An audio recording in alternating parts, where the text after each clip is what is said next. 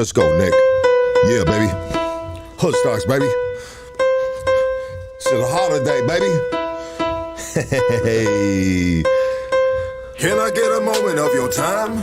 Smoke a little, life's a game of chess. Drugs, guns, hooters got me on the run. Like, Let subscribe, me shine all that good shit. a little light. Can I get a moment of your time? Smoke a little, life's a game of chess. Drugs, guns, hooters got me on the run. Let me shine a little light. I grew up on the 50s, I love my whole city. Got the little ones with me, I ain't going back to prison. House with a yard, I get my own unlocks, I walk my own yard. I'm Figaro and filthy, where I come from, dog, everybody's filthy. Get your hands dirty with them concrete burpees. Beer runs and licks, my heart was made, dog, with every single brick. Legend in my own, I get my little shine on. Got a house loan, I see a hater smiling, broke with a mouth full. Run with my ninjas, used to gun with my ninjas, used to split top ramens on the hood with my ninjas. Can I get a moment of your time? Smoke a little, life's a game of chess. Drugs, guns, hooters got me on the run. Let me shine a little light. Can I get a moment of your time? Hey, welcome to Hood Stocks on this beautiful holiday, Monday, Cesar Chavez Day, baby. Let's pay some bills. Looking for some good quality cannabis. I mean, killer quality cannabis. Hit the folks at Killa Kush. They specialize in bringing the best quality available from OG to exotic. They got it all, baby. Hit them up at Killa Kush _420. As a matter of fact, I got 2 locations for you. First location is True Organics, and that address is 13800 Leffingwell Road, City of Whittier. The second spot to cop your Killa Kush is East LA Exotics, all right? That address is 6009 East Olympic Boulevard, East Los Angeles. All right, our next sponsor is Roulette Printing, which is your one-stop shop for all your printing projects from start to finish. Roulette Printing will walk you through the printing process and get you the quality prints you need. Conveniently located in the city of Huntington Park off Slauson and Maywood. Please Google and follow all their platforms at Roulette Printing. All right, looking for the best criminal defense attorney in the city of Los Angeles? Look no further. Doug Sherrod is our guy, and he can be your guy as well. Mr. Sherrod used to be a federal prosecutor as well as a district attorney for the city of Los Angeles. He didn't like the unfair politics on that side of the fence, so now he's going to bat for individuals that have been wrongfully accused or just had a bad weekend. All right, you can reach Mr. Sherrod at KingKongLawyer.com. KingKongLawyer.com. Orange County, stand up. Gutter Phenom is a lifestyle brand that's dedicated to supporting and inspiring individuals who are determined to achieve their dreams. We believe that no matter where you come through and what you've been through, with hard work and dedication, anything is possible. All right, I want you guys to reach out and support my G RJ, and that his website is gutterphenom.com. Gutterphenom.com. Use exclusive code HoodStocks20 to receive 20% off. We also sponsored by La Conecta. All right, it's a company, it's a store, it's a brand out of Texas. This dude has been solid with me since day one, and I want you guys to be solid with him as well. Shop LaConecta.com. Shop LaConecta.com. Use HoodStocks, promo code HoodStocks, get 20% off. All right, today we have a very, very, very anticipated guest, I would say, for myself, speaking for myself. Okay. Hey, I think we got a good one right here, guys. I want everybody to give it up for Greg Kazja Patschull. Did I say that right? That's it. Yeah, it's Patschull. Patschull. Okay. How you doing, brother? I'm doing good. Thank you. You got to get up a little closer and get on that mic right there.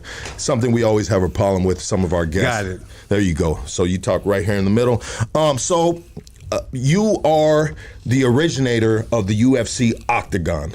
Well, it's the OCTAGON. Yeah, I created the OCTAGON. My first show was February 21st, 1993. And Gracie was there. Art Davey came to my show. They were going to do a show in a wooden pit. And then they seen the OCTAGON, and they decided to change up. And they did their show in November of 1993. So you go figure who was the first one to ever use the OCTAGON. So February of 1993, I did the Cage of Rage. They came to my event in Irvine. They saw the OCTAGON, and then they did it there. But the investors, when I first did the OCTAGON, I had these investors, and I said, let me how can I sell them with this OCTAGON idea? Because there was shoot fighting going on in Japan, but it wasn't hitting off. It was in a boxing ring, and it was the same kind of concept. And, they went to submission and everything like that, but it didn't catch the crowd, it didn't catch the audience. So my investor said, why don't we just use a boxing ring the first time? I said, no, you gotta use the OCTAGON. So what I did is, he said, well, how can we shoot the film through it? We can't see through a fence. And I go, well, go to any elementary school. If you go to an elementary school, I bet you can see every single kid on that playground. So they said, yeah. So we did the octagon, and we were putting it together when we were doing the news, and this was like in January or February, the news was coming out, and they seen the cage and everything like that. You couldn't catch it with silver. So we didn't have vinyl coating then, and we spray painted it. It was a real fence, that cage.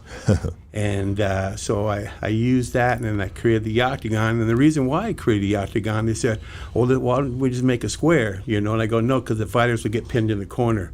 And I didn't have no concept of making a circle one back then. So the thing came out, octagon. But, could you imagine if the shows were going on right now and they say, ladies and gentlemen, let's enter the square? It just don't work. You got to say octagon. The octagon, it catches your idea. Yeah. So, and then I did it, and they did the show. And what happened was, Wow Promotions was the first organization. And after they did their first show, they almost threw it away. They were going to throw that cage away.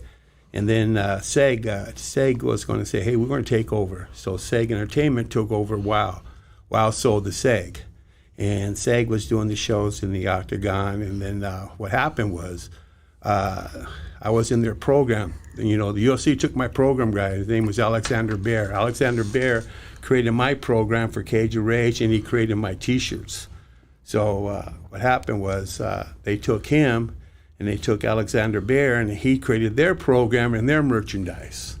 And he took that, and he was running with that.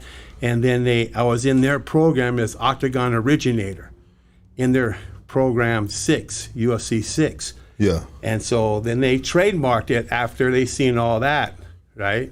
And but I had the first and used copyright for the octagon. So there's, it seems like, well, for one thing, some people might say that the octagon came from the movie with Chuck Norris called The Octagon. Well, the movie was called Octagon, but there was no octagon cage. Okay.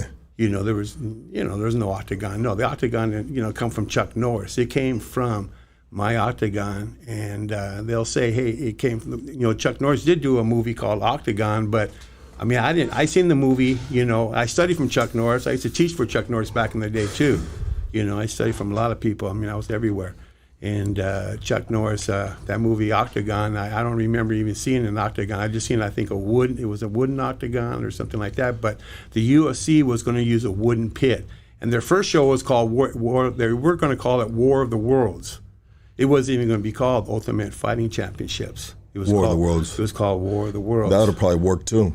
Yeah, it was called War of the Worlds. War of the Worlds. And in my program, and the Cage of Rage program, we had Ultimate Martial Arts. I don't know if they got the idea Ultimate from that, but it was in my program, so as well.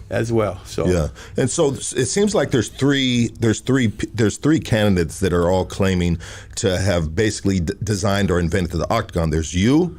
There's this one dude that was. I have a little clip right here. Let's play this clip right here. You mind? Yeah, play it. Yeah, and I think they talk about you in this clip as well. Hold on. Oh, shit. Where'd it go? That shit fucking disappeared. So let's pull a couple of these names right here. Student John Milius, a famous movie writer and director.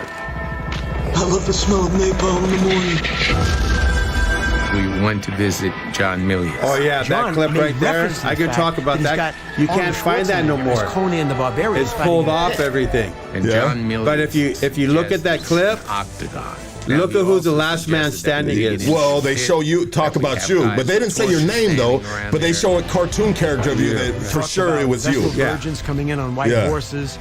Yeah, but that clip, you can't find it anymore. I don't know how. That's great you got it. Hey, I did a little research. I did some digging. Dude, if you Google it right now, you can't find it. That was shown on UFC 25. And when I was there, when they called me in to do that meeting, who are these guys? That's Art Davey. Okay. So these guys are they're claiming it, but say okay. Greg Harrison. Greg Harrison. I started out as a designer. But look at the day he claims that it. I did was on Pee-wee's Playhouse, and was actually. So let me talk about that. So I'll talk about. You want me to pause it? Yeah, pause it. Okay. Got a call from Michael Pilot. So I get a call, and they say, hey, Kazja. Who's Michael Pilot? I don't know who that guy is. Go ahead. So a lot of these guys claim it, but here's what it is. Yeah. My octagon, if you see my paperwork that I posted my thing, it shows a drawing in 1992 where I've designed it. It's called, we're going to have the octagon, and the show's going to be called Kazja's Kumite, and we changed it to Cage of Rage. So that was 92. 93, I did the first show. It was February of 1993. So who did the first show with the octagon? That was me.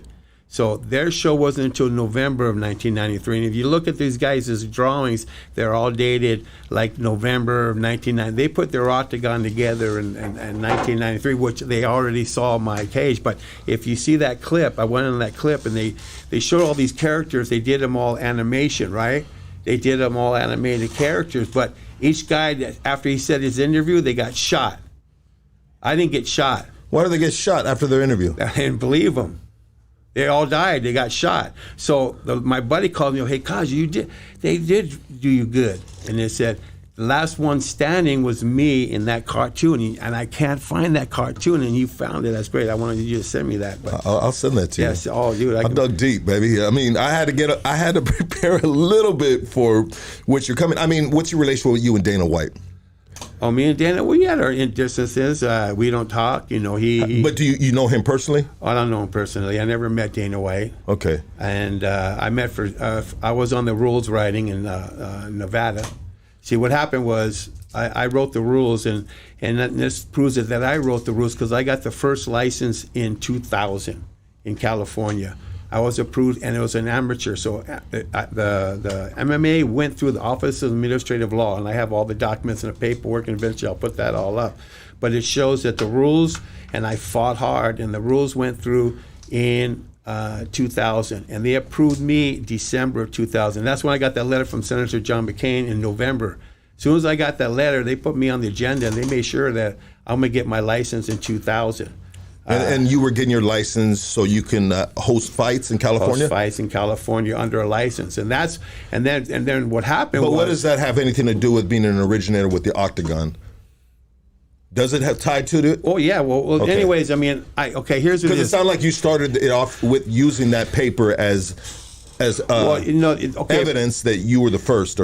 Well, the first thing is if we want to go on, you were asking about the rule process, and I'll tell you about. But the Octagon, the whole thing about the Octagon is I created. Okay, now look, at my company name right now is Octagon Nation, DBA Octagon Nation. Okay. And they used to send me cease and desist letters. I said, hey, let's go to court. You know, I use that for toilet paper. You know, I originated. Who was sending you the Zuffa? Zuffa. And their lawyers even said, hey, Kazja, you have the right to use the Octagon, but we have the right also to use the Octagon. When I did the Octagon, I didn't want it to where you had it where one person uses it and no one else does use it. Okay, but I'm going to tell you this story about the Octagon. Well, you should be a millionaire by now, right? I should be, yeah. Here's what it is. When I was doing my shows, I was the only one doing the shows in California. Everybody said, hey, how Kazja do his show? You know, Rampage fought my show, Tito Ortiz, Chuck Liddell. I mean, I was holding them in San Pedro. And I was holding them the first Monday of every month.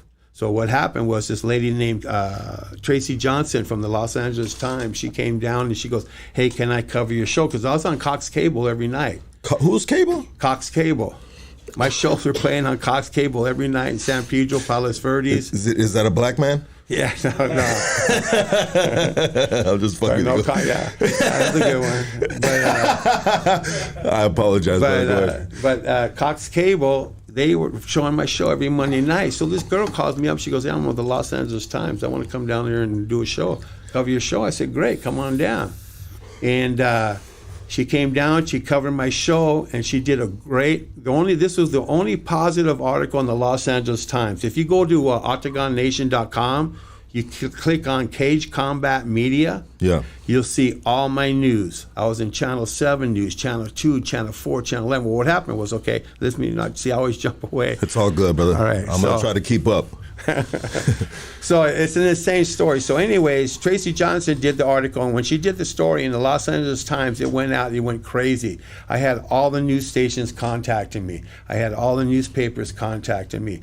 I also had Howard Schultz contact me. Well, Howard Schultz contacted me. He says, man, I love you. Can you come to my office? So I went to Howard Schultz's office, and he's seen it.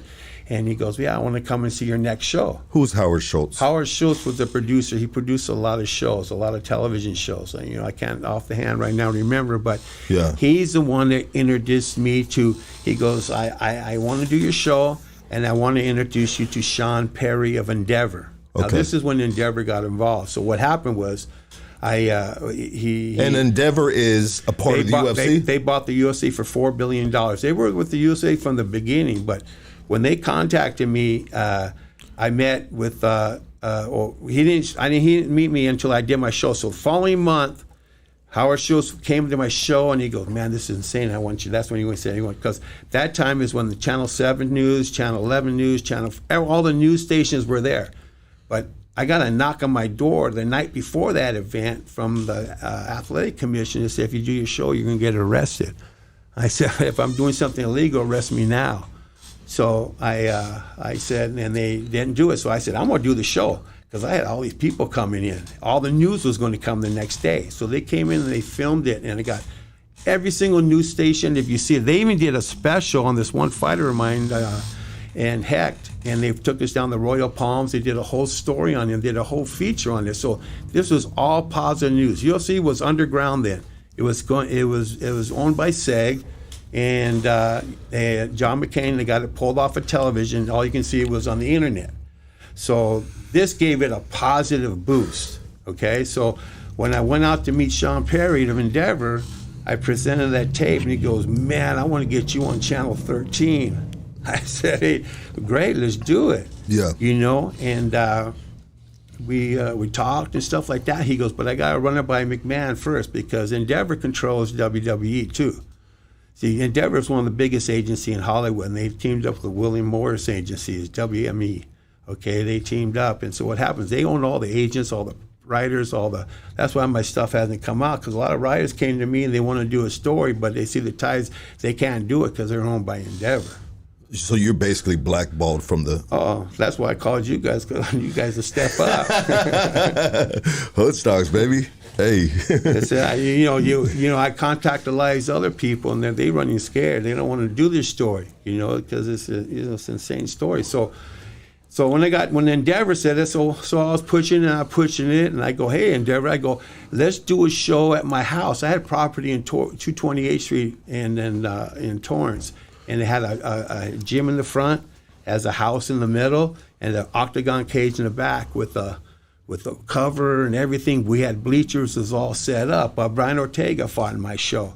He came there when he was really young, and he fought in the back. Wow. And we would do the shows back there, and then also Randy Couture came there and trained there at our gym in the front, and the guys trained him to fight Vitor Belfort, how to push him through the cage and punch through the cage, and that's what he did. And then I remember Crow Cop came by one day, and Crow Cop. So I'm walking in the back, to set up the octagon, check on the octagon, and I hear this bang, bang, and my partner's going, I don't know, man, he's going to knock the roof down. So when he was kicking that heavy bag, he was scared he was going to knock the roof down. But Crow Cop came by there, and Herb Dean used to come there and train. Wow. Yeah, a lot of people used to come there and train because. So you're connected with everybody. Everybody in the industry. A lot of the people all in the industry didn't know me, like Savant Young fought my show, and he teamed up with Herb Dean. They're going to start doing fights right now, and Proving Grounds. Okay. And Anthony McKee, I'm really tied with. Anthony McKee lived in my property. He lived in the house with AJ. I knew AJ McKee when he was like 7 years old. He used to run around. I used to mess with him, And but God, I've been around a long time, and then the Endeavor story, then eventually, guess what? So anyway, so when I wrote the rules and I got it approved, okay, I got the octagon approved. I told Sean Perry, I called up Las Vegas, the Nevada State Athletic Commission, and I talked to Kirk Hendrick, and he was a district attorney. And eventually, UFC hired Kurt Hendrick.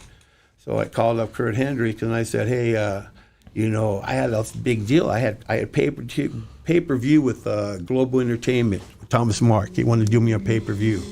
And I had Sean Perry.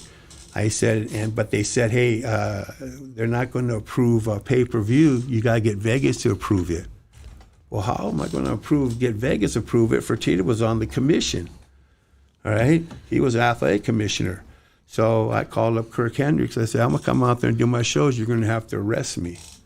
And he says, what? And he goes, yeah, I'm going to come out there and do my show. You're going to have to arrest me. So he said, so I went down there to Vegas, and I went to the Hard Rock Cafe. And I told these guys, hey, I want to check. I was checking into places in the Hard Rock Cafe, and I said, I want to do a show here. I was talking to the bartender, and I got a package. I gave him my video. Yeah. I gave that guy a package. Well, he was a student of John Lewis, and John Lewis was teaching Dana White and Fertitta. So that package got to John Lewis. John Lewis gave it to Dana White and Fertitta, and they said, hey, look, this is all positive news. And then I sent that package to the Nevada State Athletic Commission, and I have letters and proof. 2001, they received my package, and it wasn't even approved yet. So they got my package of the positive news. So anyways, I kept on saying, hey, I'm going to do my shows. And then they called me 2 weeks later, and he says, hey, Kazja, we're going to approve the MMA. They come out here and be in the rules process. Well, what they did is they took the California rules, which were already approved, and they put it into Nevada. And the crazy thing then that was really insane was Kirk Hendricks told me, hey, Kazja, you're on the agenda. He goes, but don't say you have pay-per-view and we'll give you a license. And he said, we're not going to approve MMA. We're just going to approve MMA. We're not going to give no new licenses for MMA. So I was there that day. It was July of 2001 I went there. And when I went to that meeting, they said, no one's going to get a license. No new license for MMA. We're just going to approve it. Well, Fertitta got the casino. The casino stepped up. He goes, hey, we want to put on an event. Well, they already had a license. Yeah. So he used the casino. So that's how they over me. And I shot my pay-per-view deal. I couldn't get the pay-per-view because they got it first, They had a pay-per-view deal and stuff like that. So I went back to California, and I said, hey, it's approved in Vegas. Now let's do it in California. Well, they banned it. They banned it to 2006. 2006, they made it legal. And they made, and MMA went through in 2000, and they banned it to 2006. But I kept on doing my shows. So anyways, I got the thing approved. Okay, it's all approved in Nevada. So what happened was I get a call from Mark Ratner and Kirk Hendricks. Say, hey, Kazja, can you help us out? And I said, what? And they go, hey, man, Nevada only wants to use a boxing ring. They don't want to use an octagon. Can you write letters and explain why you created the octagon and all that and the safety of it and everything that I gave to them? And I said, sure, I wrote letters to all the Nevada, the governors, senators, and I wrote letters to the Athletic Commission. I said the reason why I created the octagon is for the safety of the fighters, where they can't get thrown out and they won't hurt a person. If they get thrown through a boxing ring, they could fall on an attendant and hurt them. And I made it for the shape of an octagon so they can't get pinned in the corner. So I gave them all the rules why I created the octagon. So right then they said, hey, Kazja, we got the octagon approved. Thank you so much. I go, but we're only going to let the UFC use the octagon because they got the trademark. Huh, yeah. They were a step ahead of you. Well, here's this. So I said, well, I got the first and used copyright. So I sent my documentations to Mark Ratner and stuff, and I get a call a couple of days later from them in Zuffa. They say, hey, you planning to sue us? And I go, possibly in the future. And go, well, billionaires, we're going to squash you. Yeah. So what happened was, that's what they said on the phone, and then I said, fine, So I kept on doing my shows, but what happened was they banned it in California. And they banned it until 2006 for pro. And then they held amateur until 2010 when I got the documents right here and I can show you. And it shows that it was approved amateur and pro in 2000 by the Office of Administrative Law. So I got if it wasn't for me, they'll be using a boxing ring right now in Nevada. You imagine that? I invented the flying carpet. Good. And they said, Lucky, how'd you invent the flying parquet? I said, come on, step with me outside. They walked with me outside. I picked up the doormat and I threw it, and the bitch flew. You know what I mean? Stop it. I want to ask you this, Greg. All due respect. When you, I apologize about that horrible joke too. When you invented the octagon, what was the day, bro, that you did? Was it in a dream? I mean, were you drinking at the bar? And I mean, how did it come into real life with you, since you are the inventor of the octagon. Not the actual shape, but the ring to fight in is in the octagon shape. I wanted to do a ring, and I wanted to do a ring where you could, nothing would get hurt, because because when I did Cage of Rage, we had a stick fight in the Cage of Rage, and at the end of the show, and the guys will wear a motocross chest protector and a hockey helmet, and we used these sticks with they're like kendo swords, but we cut them like the Cali sticks. Okay. And they wear a Kempo glove, and they wore a stick. Well, the first round was stick only. The second round, stick, feet, and hands. The second and third round, stick, feet, hands, and takedowns, right? So what happened is I didn't want the stick flying out to the ring. So, hey, what can you do as a fence? So I wanted to do a fence. I didn't want a square one. WWE was doing fences with cages with a square. Yeah. So I wanted, the reason why I did the octagon, so they couldn't get pinned. You can't get pinned in the octagon. It goes like this. It's not like that. So that's the reason why I created it. And it's just, I did it and created it. What about these other two gentlemen that are saying that one drew it on a piece of paper, the other one said, well, I'm the one that actually put nail to wood on it. These two gentlemen, you know what I'm talking about? Look at the date they did it. Okay. Compared to my date. Okay. My date, my first date, you see in the paperwork, my drawing was 92. It's copyright 92. Do you have that drawing on you? I know you brought some documents with you. Hold on. Yeah, I know you brought some pictures. Shout out to Greg, man. Greg old school, man. He pulled up with the photo album. You know what I mean? Gotta love them photo albums, baby. I see everybody in the chat right here.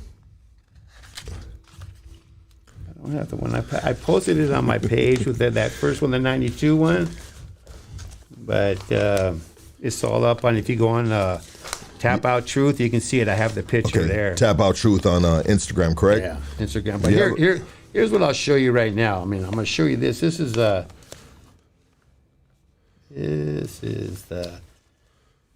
Office of Administrative Law. Okay, this document right here. Okay, it says Department Regulation Package, Professional, Amateur, Contact, Mixed Martial Arts, okay? And this is the year, it was 2000, okay? It has a notice file date. Yeah, that's the file number. Okay. So this proves it was professional and amateur all got approved at once. This is Department of Consumer Affairs approved it. So this thing I'm gonna post, when I get my, now this right here, it's on my, this I put up on my Tap Out Truth. This is a letter from the Office of Administrative Law. It has to go through the Office of Administrative Law to approve. And right there, you see the date, it's 2000. Okay. So it was proved October 10th, 2000, and then I got the license December of 2000. And the license is just a license to host fights. Host fights. You're a fight promoter. You're a fight promoter. I can promote amateur events. I got the license for amateur MMA in 2000. Okay. Well, you know what I'd like to do? So this is I know we were going to talk about you being an originator of the Octagon. Let's talk about your life growing up and who you are and where you come from. Where are you originally from? I was originally born in Monterey. Monterey? You mind a little bit up in that? Yeah, I was originally born in Fort Ord, Monterey, and I moved to El Paso, Texas. My dad was military. Your dad was military? Yeah, I grew up in El Paso. And from there, that's when I first got a little experience of judo in El Paso when I was like 7. And then I came to San Pedro, moved to San Pedro, and I went to like Point Fermin, Leland, Park Western, Barton Hill, Dawson, Dana, and Pedro. So I went to all the schools at San Pedro. Okay, are these like junior high schools and high schools? Elementary. Okay, elementary. Yeah, I went to like a bunch of elementary schools, and I went to junior high schools, and then I went to high school. And so your pops was military. What branch of the military did he serve in? He was infantry, 20 years infantry. And he was a Marine when he was 17. He landed in Iwo Jima. And the day they put that flag up, he was 17 years old. He got out of the Marines, and they said they'll give him more rank in the Army. They gave him his rank in the Army, and he was there for 20 years as infantry. Wow. Well, thank you for your father's service to this great country we live in, right? If you believe it or not. Oh, yeah. You know, a lot of people don't like it here, but we try to get them a one-way ticket to China, and they didn't want to go. So right. I don't know. Hey, so who got you into sport or judo? Your pops? Yeah, my pops and my mom. Your mom. What kind of woman was your mom? Is your mom? I'm sorry. She was pretty. She was a tough woman. You know, she was good. You know, she was strong forward, like you may mess with her. You know, she'd in the car, drive by the car, she'd say, "Turn your head, I'm gonna give him the bird." You know, and she was tough, and she raised us strong. You know, back in the day, you know, you raise your kids. You know, but you know, what era were you raised in? I mean, I was raised. Okay, when John F. Kennedy, when he was shot, I remember that day. I was in El Paso, Texas, and I was at Fort Bliss Elementary School. And the day that John F. Kennedy got shot, the teacher called everybody back out of the classroom. They said, "Hey, you know, the teachers come back in the room," and we're sitting in the classroom by myself. I must have been 7 years old, you know. Yeah. And then what happened was the teacher went out, and then they went on the speaker and says, "Hey, class, John F. Kennedy was shot," and this kid started clapping. So I jumped over and I punched him out. Let's go, baby. That's it. Let's go. How old were you? I was 7. 7 years old? And what made you do that? That's interesting. At 7 years old. Well, I was a scrapper, you know. I was in the second grade. I was a leader of the first, second, third, fourth, fifth, and sixth graders in El Paso. You were the leader of the group. Like nobody fucked with you. And we had gangs, but we were called cliques. Yeah. Okay, so, and I was like a white guy, you know, but I grew up in military, it's all black, Mexican, everybody. So I was the leader of the first, second, all those schools, and we fought the 7th graders one time, and the guy picked me up and he tossed me, man. I split my head open, and my mom, and then, so I grew up, you know, there, you know, and I remember one story I'll tell you. This is a funny story. You guys are going to learn a lot about my life, but I watched that movie Cincinnati Kid with Steve McQueen. Okay. And so I got the best nickel pitchers in the school, and I said, "You guys are working for me. I'm going to take a percentage." And I was 2nd grade. And so these guys would pitch the nickels, and they were pissing nickels. No, my brother says, "Man, you used to come home and your pockets were full of nickels." Yeah,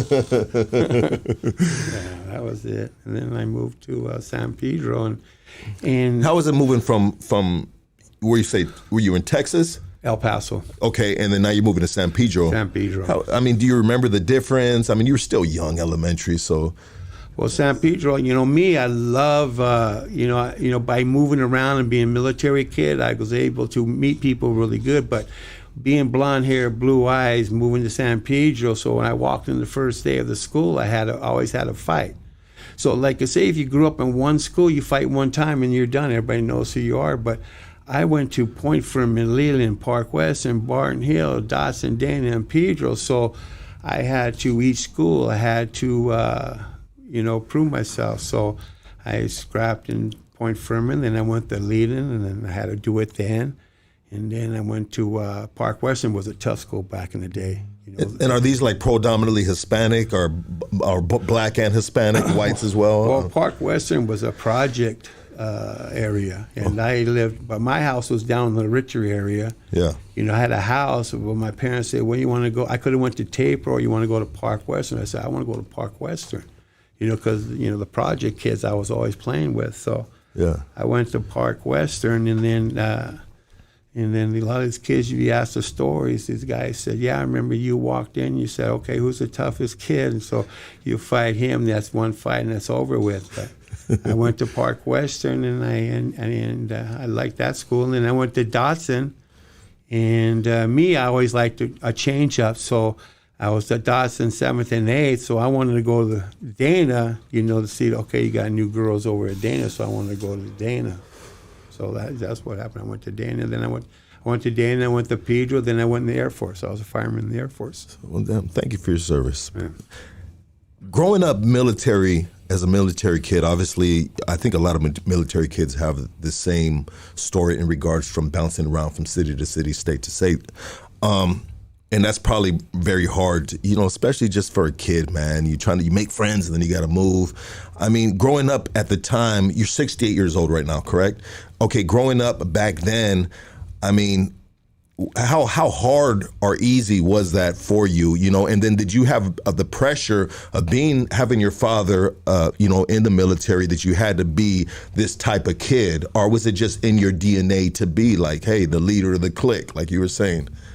It's just, I grew up, a lot of they say if you grow up with your mother, you're going to end up a mama's boy. Yeah. But back in those days, your mom would say, go play. I was 5 or 6 years old, 7 years old, and I'd be out in the desert all day in El Paso picking up, catching snakes, lizards, Gila monster, all the horny toads, all that stuff, and then finding stuff. And I'd come home. They said, be home when the sun came down. But back in that day, you can grow up, and you grew up in the neighborhood, and growing up on a military base was great because you're safe.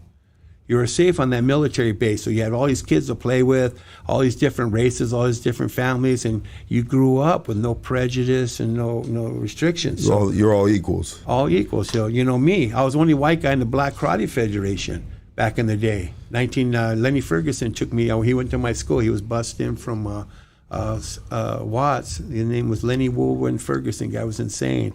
And Steve Sanders. If you see that movie Enter the Dragon, yeah, and you see Jim Kelly walking in that dojo, that was a Crenshaw dojo. That was my instructor, Steve Sanders. I got my 3rd degree from Kempo from the BKF. But there, my mom says, why? I was going to Chuck Norris stuff, and then she says, why are you going out to Watts? I go, I want to learn Kempo. That's why my hands. So if you see Kaylani fight, I got really quick hands, and I got her with her quick hands. So that was one of the schools I went to. So I went to the BKF. I liked it, the BKF, is because we sparred. We didn't do forms, katas, nothing. We sparred. And we had a carpet. It was a duct tape carpet. Our heavy bag was a mattress taped to a pole, and duct taped to a pole, right? Yeah. And then I got to tell you this story. I tell a lot of people the same story, is that one day I was in there. I had long blonde hair. I was like a surfer kid. I had long blonde hair. Yeah. And the Donnie Williams was there. He was the one in the Dragons. Jim Kelly moved. Steve Sanders moved out of the way. Donnie Williams taught the class, and then Steve Sanders walked over to Jim Kelly and shook his hands. Well, Donnie Williams was there, and we were sparring. All of us were sparring. And these 2 cop cars pulled up to the dojo, and they kicked the door down. They said, freeze. And so all the brothers, they hit the ground. And me, I didn't ever hear freeze. They hit the ground, and I'm going like this, like, what are you with? And they go, man, what are you doing here? And I says, well, I'm training. They go, oh, man, we thought they picked you up on the beach and were beating you up. I tell that story. That's man. Yeah. If you talk to Lindsey Ferguson, he was cracking up. Would that be considered a part of the definition of white privilege? Yeah, that was, yeah. See, but if I guess if you've seen a place at Huntington Beach and you see the black kid in there getting beat up, the part would be the same, Absolutely, I'm glad you said it like that too, brother. If a black guy was getting beat up, they'd do the same thing. But it was just this is during the riots. This is Century and Broadway. This was that Sheenway Kempo Karate Studio right there on Century and Broadway. I was training. And a lot of times people would look at me because I'd go to a karate tournament, and I fought Steve Nasty Anderson. He was like, this is a world champion, the internationals one time, and I just got back from Korea. I was 165 pounds, and I had black belts in so many systems. And I had to fight Nasty, and I fought him, and then Nasty, after the fight, they gave it to him. It was, but I go out there, and then my jacket set had BKF on the jacket. Yeah. And so I fought Steve, and then Steve says, hey, off the record, you beat me, but I ain't going to say nothing. But that just, I felt good because he said that. Absolutely, gave you your respect. Yeah. Sometimes that's all we need is just a little recognition in this life that we live, man. People are forever searching for just that certain level of recognition, just like you are still too with the Octagon. Well, see what it is. You want your recognition, right? Well, me, I kind of like laid back. I really never said nothing. Look, it's already, since 1993. Yeah. I never really pushed it hard. Why did you not push it? All these years being in the system of martial arts. Well, see, like Will says, the people that I really know, that they knew. You know, all the people that have been in the business the whole time, the young people don't know. So all the people that all this time, you got it within your peers. I got it with my peers. You're the man, bro. Like in San Pedro, everybody knows I did, and everybody knows that I did the Octagon. And a lot of people do know. And, it's like this. But now, I just said, now I got to get the truth out about the whole thing, about the Octagon. Tap Out Truth. Yeah, Tap Out Truth. It's my Instagram. I got Tap Out Truth, and I put it on Instagram and Twitter and all the distance, and YouTube. I'm not going to do my YouTube until I get a professional setup and a computer and start. And what I want to do is I want to talk about it, and I want to put the document up. Be able to have the documents so people can see it. Yeah. Let's go. You just you just hit the fast forward button on us, and I'm going to rewind the track back a little bit. So you have been training in martial arts since 7 years old. Is that the age you said you started with judo? 7. Started with judo, and then I studied so many different styles. I grew up, and then I studied from Chuck Norris for a while, and I taught for him. You Chuck Norris, you studied from him? Did you watch a video directly? Yeah, and his brother was teaching that time, Aaron Norris. And so Chuck Norris is the real deal. Chuck Norris, one time I did a demonstration with him. When I threw a punch, he did a jump spinning back kick, and he kicked me in, the demonstrations, right? So I'd take his punch. But Chuck Norris, one thing about Chuck Norris, he was blonde hair, blue-eyed, right place, right time. There was other fighters really good. Joe Louis was really good. Blonde hair, good-looking guy, too. But Chuck Norris, lucky he met Steve McQueen. When he met Steve McQueen said, hey, why don't you get into acting? Yeah. And then Chuck Norris kind of like sold his businesses, and he went into acting. He was smart. He was in the right place, right time, blonde hair, blue-eyed. And one thing he did for karate, I remember back in the day, and because I studied from a lot of the best. I studied from Doug Wong, Arky Wong. I studied from so many different people. I said, back in the day, you had to drive to these places. Yeah. Okay. So like Chuck Norris is, what happened was the old karate tournaments, they would throw one punch and stop. The karate tournaments, they hit one time and they stop, right? Yeah. He added to it. Like he'll kick, punch, kick, punch, kick, punch. So he added something to the sport. Yeah. And he was open-minded. He got into jiu-jitsu, Machado. He got his black belt from Machado in jiu-jitsu. Chuck Norris got his black belt from Machado. Machado, yeah. Wow.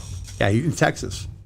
Yeah. Yeah, he got into it, and he does jiu-jitsu too. He says, he got into jiu-jitsu. So I'm 47 years old. So I remember a little piece of your prime or whatever you want to call it in regards to just like maybe Chuck Norris movies, like in the 80s, right? I remember those Chuck Norris movies, and dude was a bad dude. But then you had Steven Seagal. What do you think of Steven Seagal?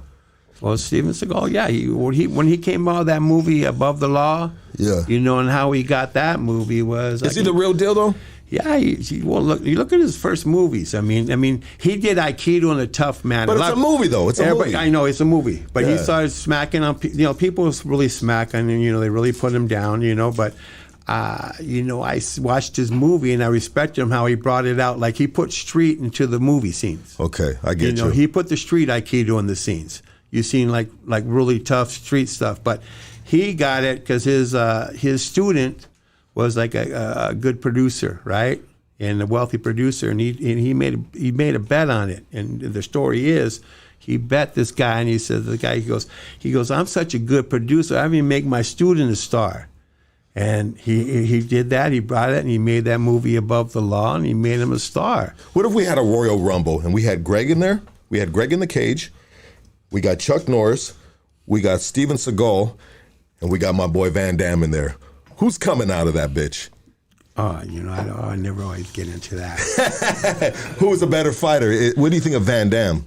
Because, man, Bloodsport is one of my all-time favorite movies. Yeah, I almost did Bloodsport 3 or 6. They wanted me to go to Thailand and do Bloodsport. One of the Bloodsports, and I couldn't make it because I had to do from the show Future Fights. They wanted me to I had to show some stuff on pay-per-view techniques, so I didn't go. I wish I would have went. But if you go on a video, you go on YouTube, you can check out I made like videos on like stick fighting, knife fighting, and just put Kazja knife fighting on YouTube, and you see my knife fighting tape.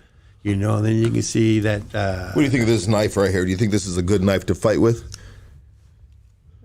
Yeah, this was a tonto blade. This you can jab through a car door. Yeah? That's why that blade's like that. Yeah. But this is a tonto knife. I used to carry ballet songs. I'm really good with the ballet songs. That movie, I used to do Mexican movies. And I did Grupo Táctico Especial. Did that come with a lot of Mexican pussy on the backside of it? No. I've been married. I got a good wife. Oh, okay. My bad, brother. But back in the day, you know, I was married twice. My first wife was Apollonia from Purple Rain. From Purple Rain, Apollonia. You mentioned that. Who is Apollonia? Well, Somebody help me out with that. Who? That was the movie Purple Rain. Purple Rain. So she was the one that he left on the bike. Remember he bumped. Oh, is that right? You were with her? Yeah. That was my ex-wife. Get the fuck out of here. I swear to God, you Google it, you'll see it. I checked out some stuff on him. Look, he's legit. Dog. I looked No, I know. I checked him out too, bro. But, you were with her? That's your ex-wife? That's my 6 years. How'd you pull that, bro? Be honest. Well, me, I only dated dabbies my whole life. What are dabbies? They're Chicana chicks. Okay. You know, we used to, in San Pedro, we call them dabbies. And the funny thing is, because, you know, I was in all the cliques, like I was in clubs like the PWL, and there was Rancho. And me, I'd go to the hardest place on my little Stingray, man, looking for Chicanas, right? And the little blonde dude, you imagine that going into that. That's probably why I knew how to fight. Because I had to fight all the time, man, especially when I was married to her. I had to fight all the time. But I met her, so I was teaching. What happened was I came back from Korea. Yeah. And I opened a dojo on Gaffey Street. Yeah. And right there on 14th and Gaffey. And then one day I got in my car and I was driving down the street. And I was driving down Gaffey Street to the freeway. And I seen this girl in this Porsche, said Rams. And she rooster-necked. Like she twisted and looked at me. Right? Rooster. So I called her rooster-neck. So I was living with a fireman and a longshoreman. We had a place. And I go, hey, who's that Dabby? No offense, I just called her Dabby. I go, who was that girl in that Porsche? And they go, that's Patty Cotero. She's a Rams cheerleader. And I go, dude, she rooster-necked. And they go, no, she didn't, Kazja. Come on, man. I said, no, I'm serious. So this is a good story. This is a funny story. So anyways, I was in the dojo teaching one night, and it was about 9 o'clock, and I look up, and there's a girl sitting in front of my window door with a miniskirt all dressed up and stuff, and I walk up and, can I help you? And she goes, yeah, my brother wants to take classes. And I'm saying, yeah, you're coming looking like that, and you want her to take classes with me? She's like, yeah. I go, hey, I'm going to be done in a little bit. Let's go have a salad. She goes, no, I can't. I go, no, come on, let's go have a salad. So she says, okay, I'll be right back. So she split, came back. She took her phone off the hook. That's when we had phones. This is 1979. And picked me up. We went out to Tony's on the pier. We got the Tony's on the pier, and we got there, and they said, hey, we're not, there's no dinner. And they go, we got hors d'oeuvres, you can have d'oeuvres. And I go, well, let's go upstairs and have some wine and some hors d'oeuvres. So I went upstairs, and we sat down and ate, and she's talking, and she goes, you know, I used to stare at your picture in high school. Her boyfriend was the 12th grade. She was 9th grade. And she goes, I used to look at your picture, and, you know, and I used to say, I'm going to marry that guy someday. And she goes, you know, I've been here, I've been there. And he goes, Mom, we'll just go get married and forget all this. And I go, what? Talking about shooting the shot. So me, I just said, well, I just got back from Korea, you know, and I wasn't, you know, I was out, you know, and I just Korea from serving in the military. I just got back from Korea, and for 2 years I was over there, and then I got back, and then so she said, and that night we were with each other, and then after that, it was like she moved in, and then... And this is Apollonia we're still talking about. Yeah. Okay. She was a Rams cheerleader as well? Yeah, Rams cheerleader. Her name was Patty Cotero then, and she came in, and she met with me, and we just worked with each other, and then we lived with each other for a year, and we got married, and we lived for, you know... And then my manager got her Purple Rain. Did you ever play that music in the background while you're getting down and dirty? Purple Rain. My friends call me today, and they put that song on. But so you were with Apollonia, the chick from the movie Prince. I mean, did she have any fetishes? Just out of curiosity. I mean, was there anything that she liked that you can share with us? She liked me, man. It's a fetish for sure. No, it's like, there was, I always gonna say, hey, man, I got next thing after I do the Octagon story, I'm gonna say I do a book called When the Rain Turned Purple. Yeah. Before the Rain Turned Purple. But my manager got her that pit. And then what happened was Prince was, Vanity was in the movie. The story is about Vanity and Prince, not Apollonia and Prince. It was Vanity. And Vanity left right during the production. And my manager sent her on the interview. And when she was in the interview room, the guy said, Prince walked down. I said, what are you doing? Because she looked exactly like Vanity. And she looked exactly like Vanity, and so she got the part, and she came home, and she goes, man, I got Purple Rain. She goes, but I also got Last Dragon, maybe. And I go, that's what Vanity did.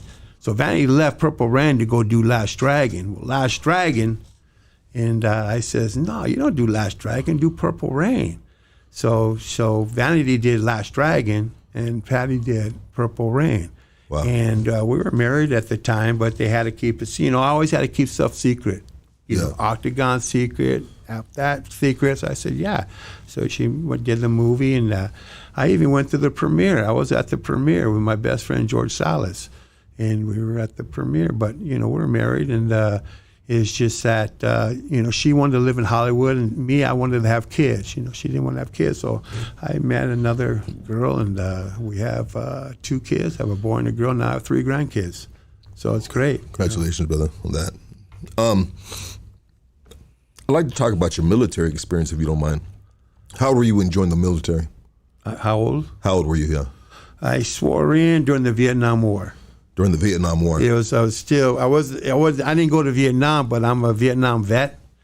So I swore in 1973. I think it was going on. I swore in 73 or 72, but I couldn't get my job occupation as a fireman until 75. So I went in 75. I was in the Air Force from 75 to 79 as a fireman in the Air Force. Fireman in the Air Force. And I mean, what does that consist of? What experiences did you have? Well, I was first stationed at Edwards Air Force Base, and it was kind of nice because I worked 3 days on, 4 days off. So I worked for 3 days, and I came home. And on my way home, I stopped off at Doug Wong's Singam Kung Fu, and I learned the Wing Chun from Doug Wong. Let's go take privates before I'd come home. And I come home and I train those 4 days off. Or I'd go to the beach and they go, man, you reserve, are you active? I go, I'm active. But I was a fireman, so we worked 72 hours straight and then 4 days off. So I worked Monday, Tuesday, Wednesday. I was off Thursday, Friday, Saturday, and Sunday. So I was stationed here for 2 years, and then I wanted to go overseas. And my first choice was Philippines. I wanted to go to the Philippines. And that base closed down, Clark Air Force Base.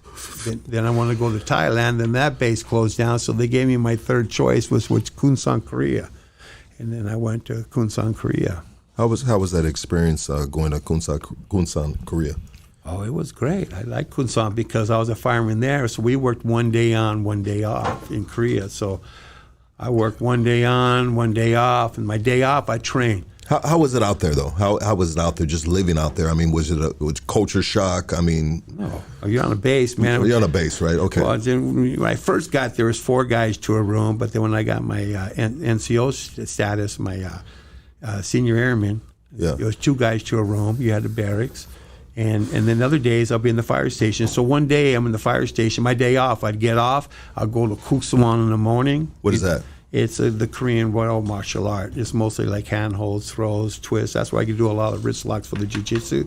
So I did Kuksuwan, and I trained at the Rock Marine Base. I do the Kuksuwan on the Rock Marine Base, too. So I would do that from 8 to 10, come back, eat lunch, go to Taekwondo at lunch on base. Then from there, I'll go downtown, do the Solomon Shaolin Kung Fu. Then I go back and then fight downtown on the Taekwondo. Then I go, and I was on the boxing team. And then I'll come back, and so that my whole day was training. I was like 165 pounds. I was training like all day long. You're a beast. Oh, I was like, I loved it. It was like heaven for me. I had like a houseboy, took care of everything. I had a bag, and I had all my gis and all the different bags with the different belts, and I'd go into different dojos, and it was like, it was great. Wow, that's pretty amazing. Yeah, it was. I mean, you have a plethora of just like of skills, right, in the martial art community. You have studied from some of the greatest, and you have been around the town. I mean, you've gone to all the dojos, it seems like. All the dojos, all the people, and I studied from all the best in the world. How was it back then going to these dojos? I mean, because you're still doing it now. You're training kids now, right? Well, see, we really didn't have MMA then. You know, I was always searching. You know, I go, it's not just right here. But back in the day, usually you signed up at one dojo and you stayed there. Yeah. You stayed with that style. You're a karate guy, you're going to be a karate guy. You're going to stay there. You can do judo, you're going to stay there, you know. But and why did you bounce around? Just because you were raised as a military kid and you're always bouncing around, so whatever was there was there? Or? Shit, I had ADD, man. I was fucking, my ADD was like, you know, because, you know, I always had to sit next to the teacher because I was always into things. And so my mom would say, why are you sitting next to the teacher? I said, well, because I'm the best kid of the class, and she keeps me right here. But she had to keep me there because I was always into things. I would say, why is this? Why is that? So I always studied. So I always was training, you know? Yeah. And then one thing is, you know, also like, I could tell you this story. This is a real good story because you're getting me going right now. You're getting all this shit out on me. But I was in Korea and I almost got 10 years for Leavenworth. Why? Okay, so what happened is I beat up like 4 cops, SPs, security police, and how did this happen? What was the incident? I mean, I got the documentation for that too. So this ain't no full shit. Sorry. So you know, some people seen the document, but anyways, it was like, you know, I was training and I was all training downtown, and I went downtown and you had curfew at 12 o'clock in Korea. For everybody. Everybody, you're off the street at 12 o'clock, you're in your bed, and you have curfew. Wow. So me, you know, I went downtown. I was training. I just got through working out, and I went down and I went to this place, and this guy, you know, usually these guys who have a yobo, you know, yobo lived with the guy, and you know, these girls would be with these certain guys, and we're firemen. The cops hated the firemen, so the security police, military police, because the firemen were off all day and they didn't know where their yobo's at. So, you know, I was going to go home with this. I guess, I don't know if it was his girl, but he said, no, you got to go back to base. I said, I ain't going back to base. He says, you got to go back to base. And I said, no. So I started walking away, and he says, halt, man. And he goes, I give you a lawful order. You got to go back to base. And this is another military dude. This is a military police. This is not Korean police. These are MPs. These guys are over 6 feet. You know, to be a military police, you got to be the downtown peep. You know, they beat up these guys with belly clubs, right? So this was a crazy story. So anyways, he told me, you got to go back to base. I said, I'm not going back to base. And he goes, I give you a lawful order. And I started walking away. So I gave my mom, I gave him the bird. Yeah. I flipped him off. And then I'm walking down the stairs, and he grabbed me by my wrist. You know, so this is like the cook. I swing up and I threw him, and he flew down the stairs. So when he went down the stairs, I went down, and then someone wrapped the belly club around me. So I broke an elbow and flipped him, and then I said, oh, shit. You know, I'm in a fight now. Yeah. So I got in my stance, you know, and there was 6 cops, SPs, and they all had their belly clubs. And here's what saved me. I said, put your belly clubs away, and I'll come in. And one split to get reinforcements, and one split to get get on the radio to call more reinforcements. So I had a witness. So what happened is right then they came at me with their belly clubs. So I'll show you the documentation. I think I have it. So right then is I laid out all the cops, laid them all out, kicked one in the head, hit. And I dove and I rolled and I was out, and I go, man, I ain't going nowhere. I don't got no passport. And I said, I go, come and get me. So they tackled me, and they put my hands in handcuffs, and then they took me in, and then they come in there and they go, man, you ripped my clothes, you did this and did this. And they took me back in the car, and you know how they put your head in, you mess with them, they hit my head, and they took me back to base, and my chief bailed me out. And then when he took me out, he goes, the next day we're in roll call, and he goes, hey, Patschull, you're supposed to get your sergeant stripe, but we're going to hold back on that. Oh, shit. So he said he held back on that, and then they said, so what happened was my best friend was a cop, and he goes, hey, Kazja, what happened is that story got in the Pacific Stripes newspaper. It says 1 airman beats up 4 military police. And so everybody's calling our base commander, and they're ranking on him because he was security police. So he wanted to make an example of me. So my buddy says, man, they want to give you 10 years for Leavenworth. And I said, what? I go, man, I was defending myself, because a month earlier they beat up one of my firemen with belly clubs. So I got him as a witness, and then I went downtown, and someone says, yeah, I heard you say it, man. You said, hey, put your clubs away, and I'll come in. So what you do there is, on that situation, is if you offer to give yourself up, you have the right to resist as much as you can, on it. So they said, hey, will you take a letter of reprimand? And I said, yeah, I'll take a letter of reprimand. And that was like a ticket. So they just took a stripe, and it was a $500 fine, and they restricted me to base for like 30 days. But, I got out. Now, if I would have had 10 years for Leavenworth, there would be no OCTAGON today. Yeah. So, life goes, you're supposed to be here and supposed to be there. Everything goes for a purpose, So from there, did you get like discharged, or how I got honorable discharge. Yeah, I got out. I wasn't going to pararescue, but after what that, is pararescue? That was like this, like the Maroon Berets of the Air Force. It's called pararescue. They're called PJs. They fly in, they rescue out of the line. So I wanted to do that, but I said I was going to make a career and do it, and I said, no, let me go home. I'll go home, and I got out. I got out in March of '79, and I went home and I opened my dojo. My rent for my dojo, I think I paid $120 a month, the first studio. Wow. Now it's like $3,000, $4,000 a month. That's probably when milk was like a nickel or something like that. Or yeah, well, gas was like 35 cents. I think. Yeah. Motherfuckers, man. Yeah, it was good old days. Nowadays, I feel sorry for the kids nowadays. It's insane, like buy a house nowadays, or anything like that. You know what? Let's take a quick break, and we're going to be back with Kazja. I got to pay some bills right here, and we'll be right back and continue your story, brother. So if you'd like to use the restroom, anything, feel free to do so. Hey, guys, I appreciate everybody tapping in right here. Hood Stocks, baby. We always got to keep it moving in our direction. You know what I mean? Moving in our direction, baby. You know what I mean? And this is how we do it, dog. And it might hit with some of you, and it might not. But this is a good a podcast, and this is a good guest, bro. Very interesting. Hey, I want to give a big shout out. Hey, if you haven't done so already, make sure you check out Illuminate Clothing. Illuminate Clothing. Let me spell Illuminate Clothing. Illuminate Clothing is spelled ILLUMN and the number 8 clothing. Use code Hoodstocks and get $20 to shop website. So if you use Hoodstocks, they're going to give you $20 to shop the website. That is amazing. And the website is illuminate.bigcartel.com. Illuminate.bigcartel.com. I want to give a big shout out to our private jeweler, D.Leo the jeweler. Hey guys, he's done all the Hoodstocks pennants. You've seen them all. He does casting, he does custom. The boy is a G. He does the 3D design, the polishing, the diamond setting. I mean, DM my boy, and that is D.Leo the jeweler on Instagram. All right, prepare for blast off and embark an interdimensional journey of self-discovery and exploration like never before. Introducing the exclusive Rick and Morty interdimensional gummies, your passport to inner realms of consciousness and falling off the fucking chair and eating carpet, dog. All right, and you can follow these guys at Rick and Morty Gummies Official.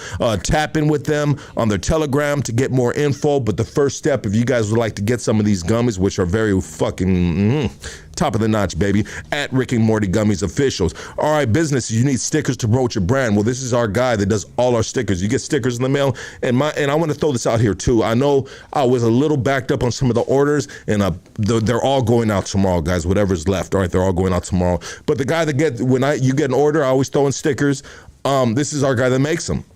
All right. Graphic Joe, and you can reach him at graphic-joe.com. all right, graphic-joe.com. Use code Hoodstocks at checkout for $50 off your order of $100 or more. All right, that's a great deal right there.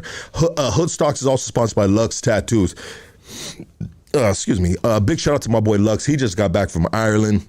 I said, Lux, why are you going to Ireland for? He goes, because my name's Lucky, bro. And I said, oh, makes sense, dog. All right, cool.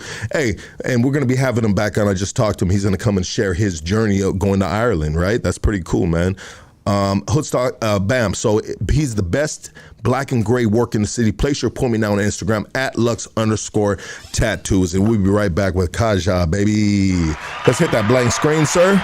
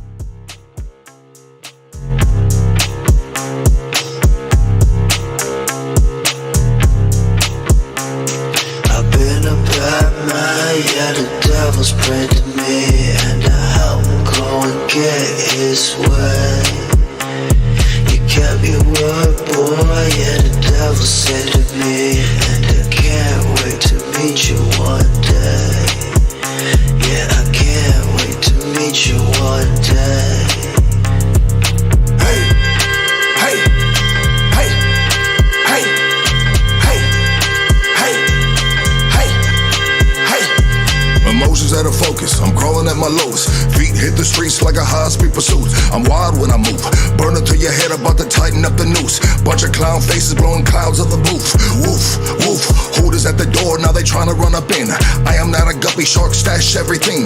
Dope in the pussy like a B of A deposit. Baby girl robotic, she gang bang ebonic. Hang with the wolves or you gotta pull your weight. Told the biggest tool, keep one in the chain. This is not a date. Dance with the Mex, get your face in the cake. Yeah, the devil's praying to me, and I'm going to get his way. You kept your word, boy. Yeah, the devil said to me, and I can't wait to meet you one day. Yeah, I can't wait to meet you one day. Hey, hey, hey, hey, hey, hey, hey, hey. Pennies for my thoughts, I still can't make $1.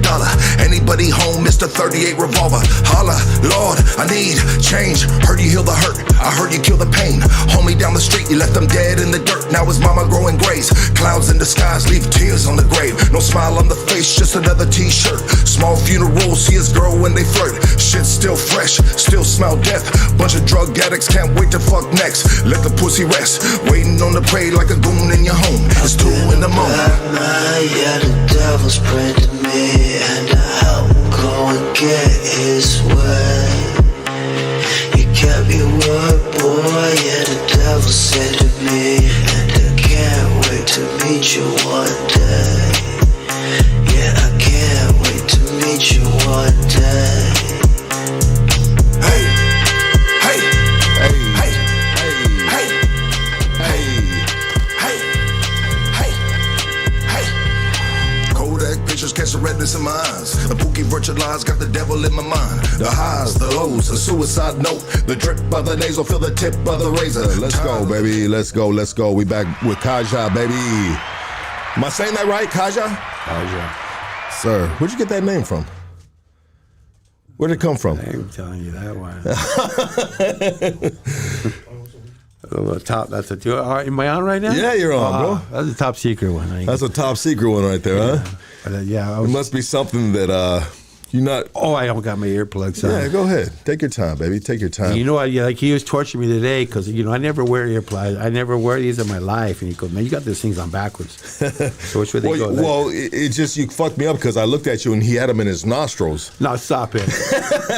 I'm just fucking with you. But yeah, I was telling him about that. When they said, "Kazja, how did you do your shows?"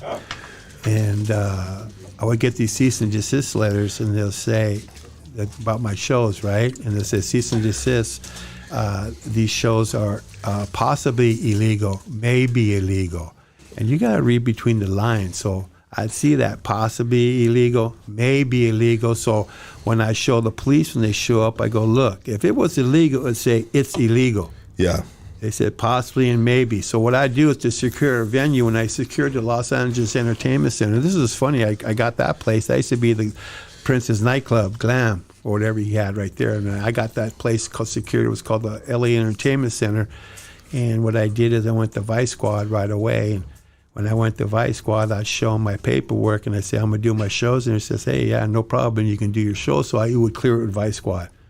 And then I usually would go to the fire department, the closest fire department to that place. And I said, instead of having an ambulance there, I have an EMT there at my show, but instead of paying for an ambulance and all that stuff, I'd go to the fire department, I'd tell them I'm doing the show.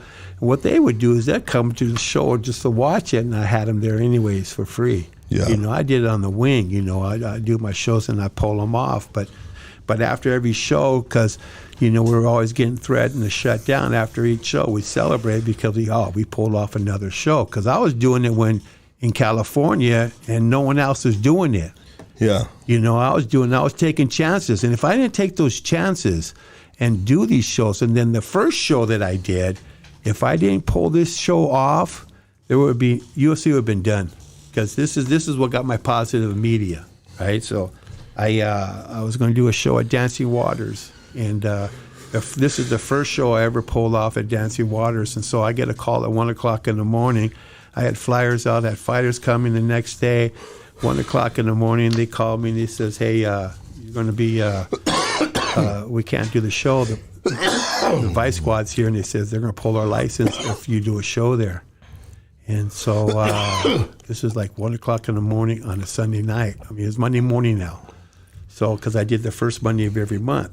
So what I did is my sister, her boyfriend, ex-boyfriend, was the chief of police. So what happened was the next morning I called him up, and I said, "Hey, I'm doing a show," and I says, "I'm doing a karate tournament, and it was jiu-jitsu and karate." And I go, "We're not doing head strikes. We're going to do it's like a pancration type. Yeah. We're going to do no head strikes, and we're going to do this." And so I'm pushing it. So he goes, "Let me see what I can do." So he was pushing for me, and then I went to the venue and I had all my guys there. The show was going to start at 6 o'clock, right, on a Monday night. And here we are, and these guys are ready to give up. I said, "No, man, we're not giving up, man. Let's just stick it here." So 3 o'clock, finally at 3 o'clock, they said, "Okay, you can do your show." Vice Squad told them that I can do my show. So right then I went in there and we had to put up an octagon, everything, and we got it all together, and we pulled off the first show. Now, if we didn't pull off, if I would have gave up right then, the regular UFC, the SEG would have went under. It would have been done, and there would be no MMA. But I kept on going, and that's how I met that Tracy Johnson, who got Endeavor excited about the sport. And shoot, look at where it's at today. You know what? I got some questions for you, but I wanna. I'll see you guys right here. I want to answer a question that I saw in the chat right here, and then I got some questions for you. Somebody said so-and-so interviewed Riverside Accountability. Why did you take his interview down? So I didn't interview Riverside Accountability on this podcast. Alex did when he had his podcast right here. So when Alex had his podcast right here, he was supposed to only interview street vendors. Now, he had a hard time getting some of these street vendors to this studio right here. You know, so when he had a hard time getting people to the studio right here, he went on his own to grab different dudes, right? Usually, I told him all street vendors are cool, bro. But if we're doing something where we have someone else doing a podcast on the channel, hey, baby, it is what it is. Run through me who you bringing through, and you know what I mean? You know, that's how it goes, dog. And so I didn't even know the dude Riverside Accountability. And so even if you'd have told me, "Hey, dog, I'm just bringing this dude instead of a street vendor," I'd have been like, "All right, dog, fuck it." I would have asked him, "What does he do?" He's like, "Oh, he records the cops and this, that, and the other." I would have been like, "All right, fuck it. Do your thing, dog. It aligns with what you're doing, Alex. All right, cool." He interviews Riverside Accountability, and next thing I know, dog, I'm getting calls from the streets, dog. From Riverside, bro, IE, bro. You know what I mean? And I'm nobody, bro. But hey, we all know somebody that knows somebody, and I know a bunch of homies from IE. Shout out to IE, dog. My G's right there. You know what I mean? And the homies from IE got at me, and they said, "Hey, bro, that dude Riverside Accountability, dog, is a piece of shit, dog. You know, he's fucking recording. He's fucking like, you know, he was doing a lot of fuckery shit right there with that phone in his hand with the homies." And so that started the problem between me and Alex, because I said, "Hey, Alex, the interview's going down," and Alex, you know, knowing the dude that he is, you know what I mean, starts barking, I mean, this, that, and the other, and I have to explain to him like, "Hey, my boy, the streets are hollering at me, dog, and they're saying that dude is a piece of shit, dog. You know what I mean? He recording the homies, he doing stupid shit, bro. You know what I mean? He's abusing his fucking phone behind the camera. You know? And when the streets talk to me, dog, I respect it, dog. It is what it is. Alex, fuck it. Let's move on to the next thing. That's when Alex's podcast stopped on Hood Stocks. You guys, if you guys go back, the last interview he did right here was with Riverside Accountability. And that's when it stopped because we had a problem because Alex thought that he knew the streets and maybe he thought he was above the streets because of everything that he was doing within the community, which was great shit at the time with the street vendors. This is the real story. There's so many stories in the background, guys, you guys don't even know. And sometimes you ask questions, and I just wanted to put that out there real quick, you know what I mean? But hey, back to the homie Kazja right here, dog. This motherfucker's a beast, bro. Hey, so you've had, and I apologize about that, brother. You know what I mean? This is a live show, and we do it like this sometimes. Hey, so. No, but you got that DJ voice. Hey, baby. It's the lips. I mean, It's the lips. at least you don't sound like Andrew Tate. You know? But you have a good voice for this business. I mean, Thank you, brother, and I appreciate it. You know, and you have a good story for this business that I'm in. You know, and I appreciate you making the time and pulling up today. You've been very blessed. I mean, it only makes sense, bro. Everything that you've done within the martial art community. I mean, have you ever met Joe Rogan? Joe Rogan used to come to my shows. Okay. But he won't touch his shit. He won't touch you. No, he won't touch his story. He won't touch your story. And it makes sense because he's Joe a part Rogan of that. won't touch it. He's a part of that franchise, right? I wish I was trying to get Andrew Tate to touch it, but I can't get a hold of him. So anybody knows Andrew Tate, tell him to take this, man. This guy, I said, me, I grew up in Pedro. I grew up in El Paso. So, I grew up in the hood and I seen it and I go, this guy gonna take it. He'll take it. So I contacted him. He said, sure, come on down. And I said, yep, see? That easy, baby. But well, I thought you had I thought this is an interesting story, and we have a lot of like hood stories, and I love to just jump outside of the box and switch it up. And sometimes when I switch it up or I have somebody, it doesn't always hit, but it is what it is, dog. And we just got to keep on pushing forward. You know what I mean? When I have a bad podcast, I mean, it's just like, not all podcasts are bad, but sometimes it's just like, damn, what the fuck we just do that for? You know what I mean? Oh yeah, but here's what I want right now is I want to address the jiu-jitsu issue. No, okay, go ahead, address it. Jiu-jitsu, okay. Jiu-jitsu, a lot of stuff right now. Jiu-jitsu, and I always say I saved jiu-jitsu, and a lot of people know that I did. I wake up in the morning right now. I go to jiu-jitsu. I go to Sixth Place Jiu-Jitsu every morning. I'm 68 years old, and I go there at 6:30 in the morning with Brian Mendez, and I bless this guy because I was longshoring. I taught for 20 years. I used to teach in naval intelligence, customs, DEA, and I taught in San Pedro for 20 years. And I got my longshoreman, and I became a longshoreman for 20 years. And then I ran into Brian, and he says, hey, Kazja, you ever think about getting back on? I mean, for those 20 years that I was longshoreman, I didn't do anything. What does a longshoreman do? Longshoreman. I feel like it's a famous occupation within the harbor area. Well, you work on the waterfront. You either drive UTR or you lash or me, I did everything. I was sergeant of arms. You figure that. So I was sergeant of arms at the main hall, and I was sergeant of arms at the casual hall, where I had to keep everybody under control. So you got all these hoodlums coming in and stuff, but I had verbal judo. Like if some guy was blocking the Lyle and then people couldn't get by, and I'd go up to him and say, hey, bro, you always block the fast lane on the freeway. And so he'd laugh, So mostly That's verbal judo, baby. Verbal judo. Let's go, baby. I would do the verbal judo, and then some guys would come in, and I go, dude, man, red cup or blue cup, man, you can't come in like that. And then they say, yeah, okay, yes, Kazja, but everybody knew me. So red cup or blue cup, in other words, fucking conceal that shit. Yeah, it's red cup or blue cup. That's outside. Mostly some guys, but it's all. You talking to the dude drinking out the 40 bottle. But no, but anyways, you just had to use the right terms to everybody. When I was down there in a sergeant of arms, and I really had a good time there. When you have the ability to fucking maybe disarm a gunman, disarm somebody with a knife, or you got a gang member in front of you that's been drinking a little bit, and we're inside the hall, you have the confidence that I can fuck this dude up, but that's the last thing I want to do. Would that be safe to say? Yeah, but you know what it is? I just know how to do it without harming somebody. I've been in fights so many times in my life. I mean, if you want to know how to fight, you got to fight. That's why, the octagon is the best thing that ever happened to martial arts, because whatever works in that octagon, it works in the street. Let me ask you a question. You are an OG in the game. You're an OG in the fight game, right? Right. I gotta ask this question. Nowadays, you don't know who knows what.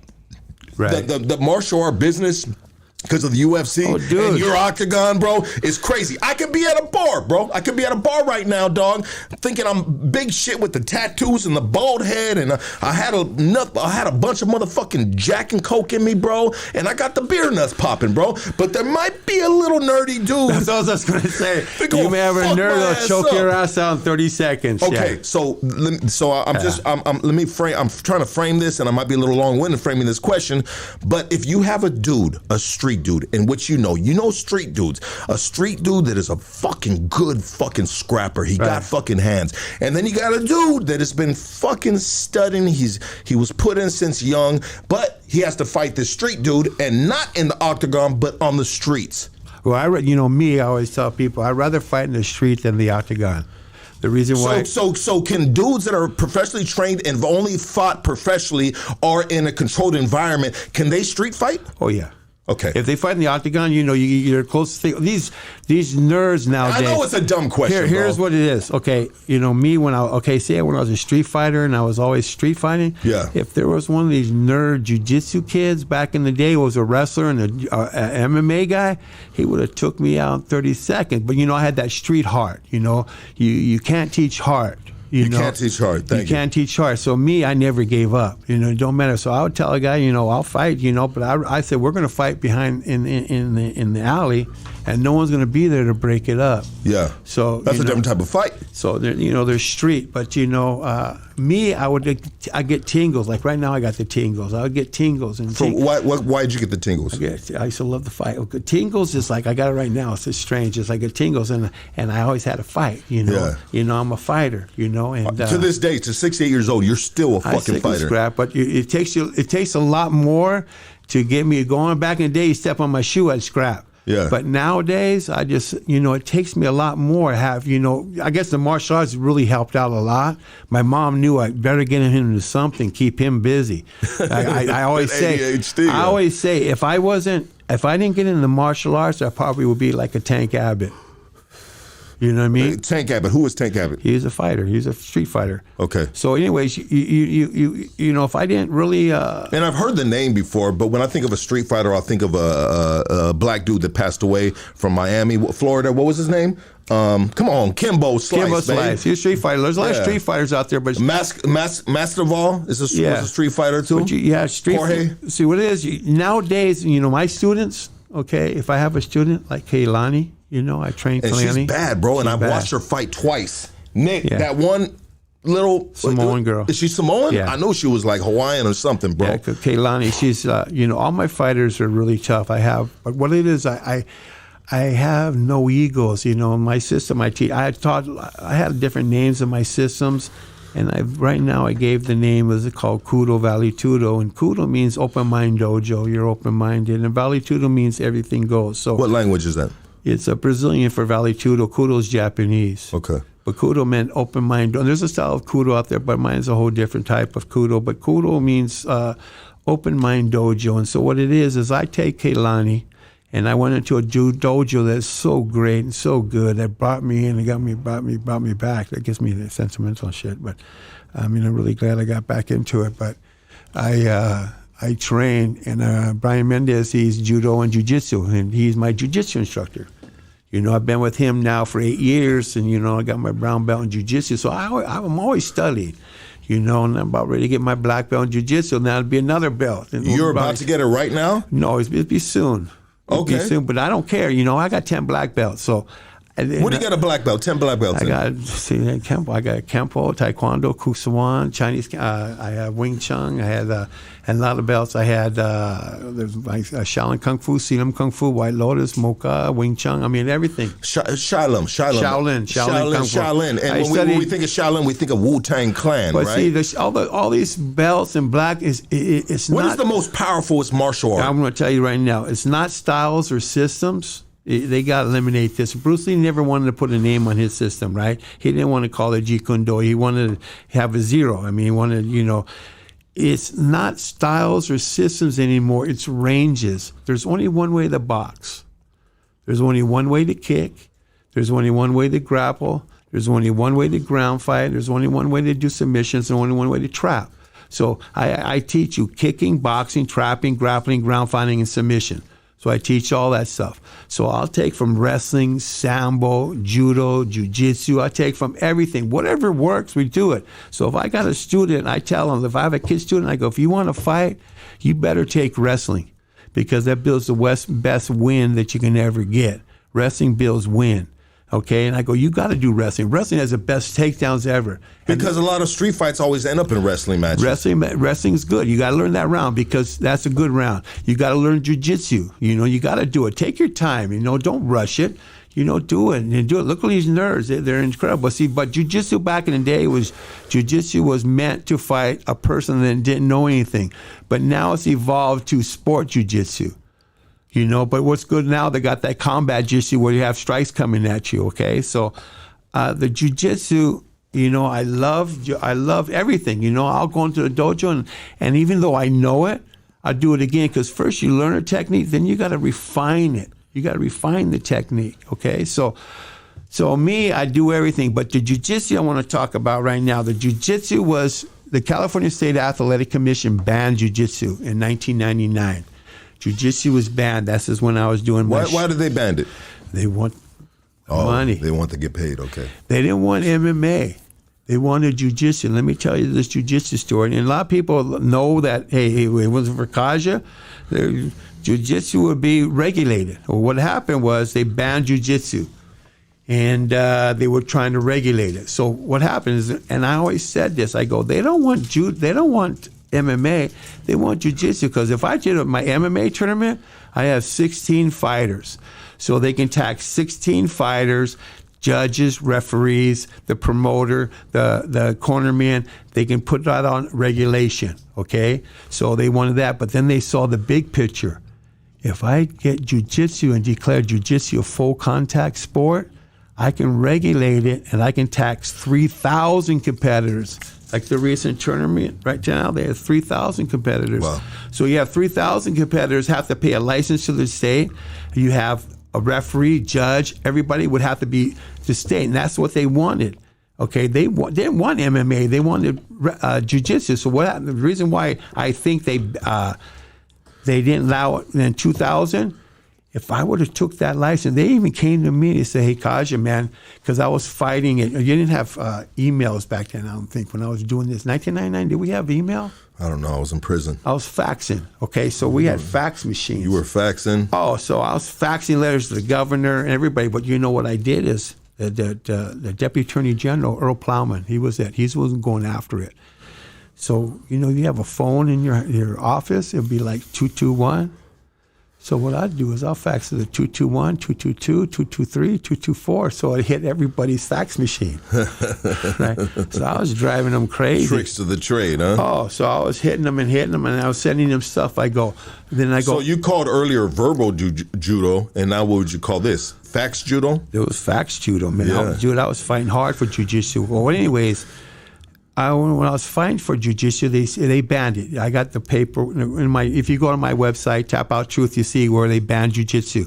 And they came to me and they said, Kazja, give up jiu-jitsu and we'll give you the first license of MMA. But isn't MMA an umbrella of all martial arts underneath it? Well, what happened was when they wrote the rules that you see that I have right down there, I'm going to post it. In the rules, they try to sneak jiu-jitsu in the MMA rules. And they call jiu-jitsu a full contact blood sport.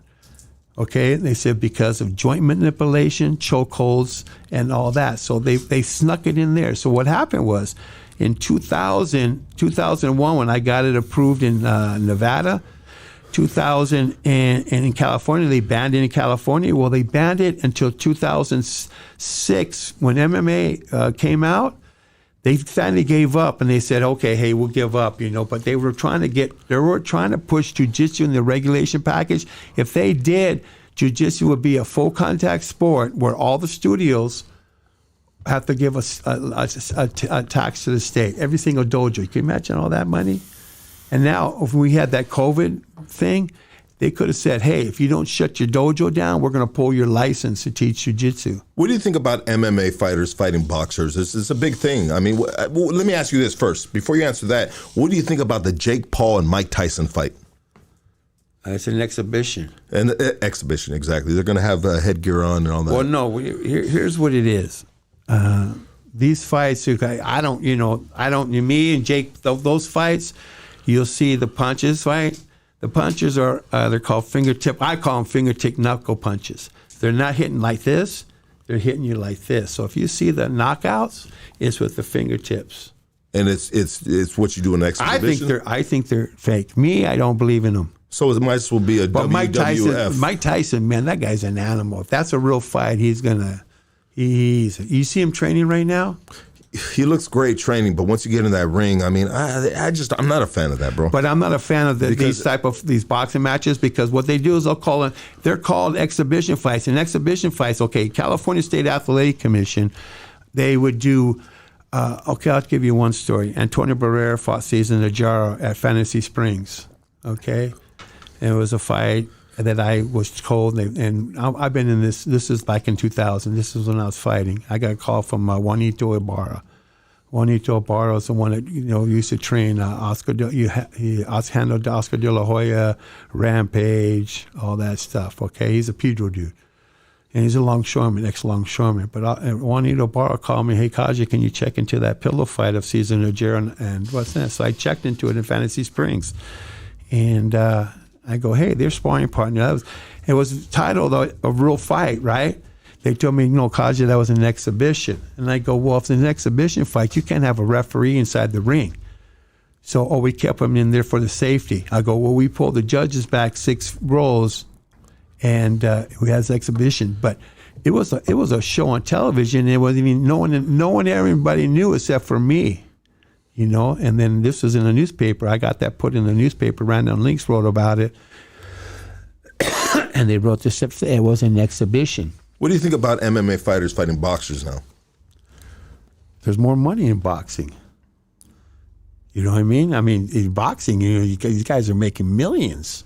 And now these Jake Paul fights, $20 million to step in a ring to do an exhibition boxing match. Life changer. You can't be mad at Mike about that, huh? Jeez, I'll take a hit about for his money. He's trying to get that tiger back. Well, yeah, and Bush, me, a lot of people believe in these fights.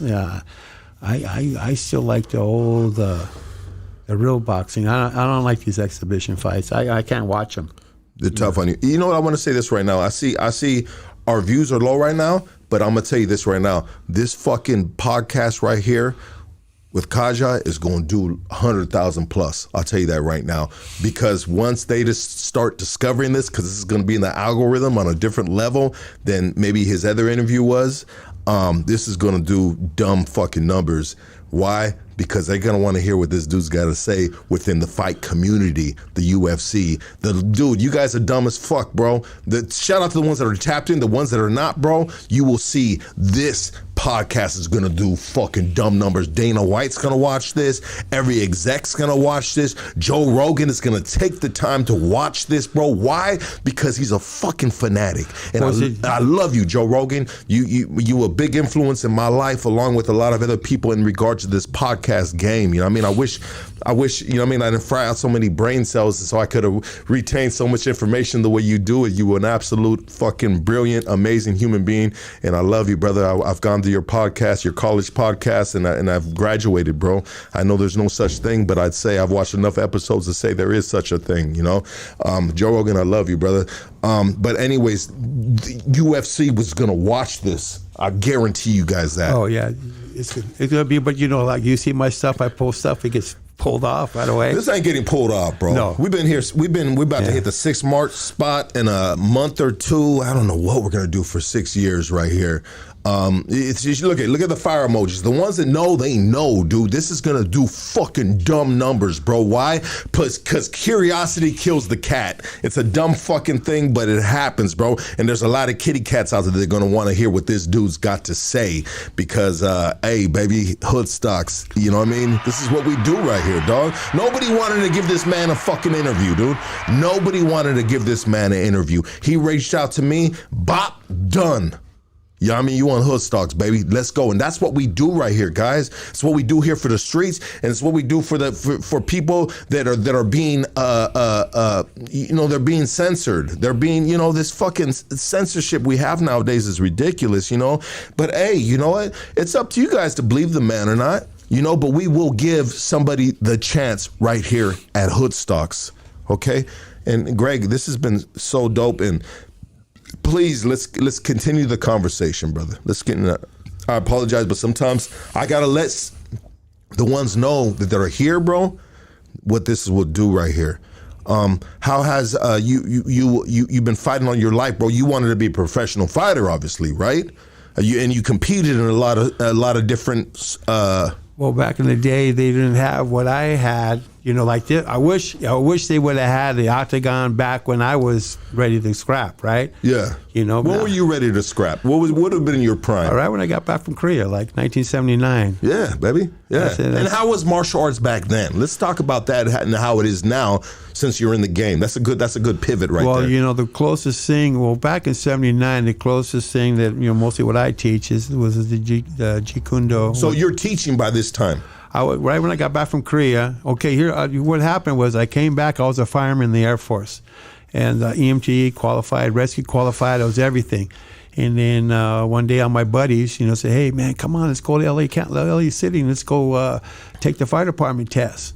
And he goes, man, you got a key in, you got 4 years experience. I had going for my degree in fire science and everything. So I said, yeah, let's go up there. So we went up to all my buddies, were Hispanic and black, and we went up to L.A. and we stood in line all day, and they waited in line. They got their application. I walked in to get my application. They go, sorry, sir, we can't give you an application. You're Caucasian. They wouldn't even give me an application. And what did we get an application for? For a fire department. Fire department. Okay. Because I was white, they wouldn't give me an application. So because you're in a. It was in the affirmative action just started right then. Okay, what is affirmative action? That's where there was affirmative actions where I couldn't. They wanted to get more minorities into that field. Okay, and what section of the city are we in again? Los Angeles City Fire Department. So it kind of makes a little bit of sense because sometimes I probably could have got in Orange County. Yeah, 100%. But it makes sense because you want the same complexion to police your streets, and even if it's fire department, they're not policing, but it's still it's a communication thing. But right? See, I always say your life is destined. So this was supposed to happen. This was supposed to happen. If I didn't do this, I wouldn't open. I had $50 in my name, and I opened my first studio, right? So I got the power turned on for like $10, right? Shit. So I got the power turned on, and then what I did is I printed up some cards. A landlady said she'll give me the first 3 months free, and then I'll pay afterwards. It was $120 a month for this dojo. And so I went out and I got all these people. I gave out cards. They all signed up and paid me money. Then I bought the carpet and I bought the mirrors, right? And I got my studio that way. And that's how I pulled it off. And then I started teaching. I got the money, and then I started teaching, and I taught for 20 years. But you imagine how I did my first show. It was my first partner, my investor invested. So it was the beginning to be a part of the entertainment, be the backbone of the fight community, opposed to a fighter, even though you were a fighter the whole time. I mean, what was that the initial thought process of what you wanted to do within this business of the martial art community? Well, I did it. I did the fight game, and I wanted to. I came up with everything, and then my investor put that $60,000 up to do the show, and we did the first show, and then everybody pulled out. But see, I'm kind of glad everything worked how it did, is because I sat back and I said, you know what, I'm gonna start doing it myself. But when the investors didn't want to go with it anymore because they saw all the problems they had, they got shut down, they lost money. They lost millions, for doing these shows, right? Yeah. So I had the OCTAGON deal, right?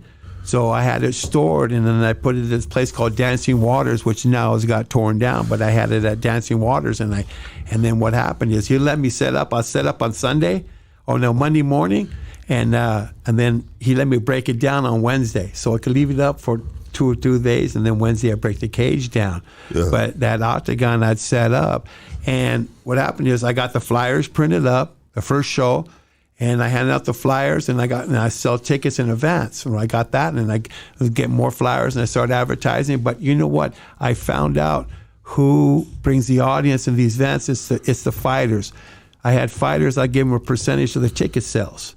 So the fighters will sell the tickets, right? And then they make their percentage like this. And the fighters bring the fans. On these smaller shows, it's like the fighters bring the fans. And that's how you pack the place.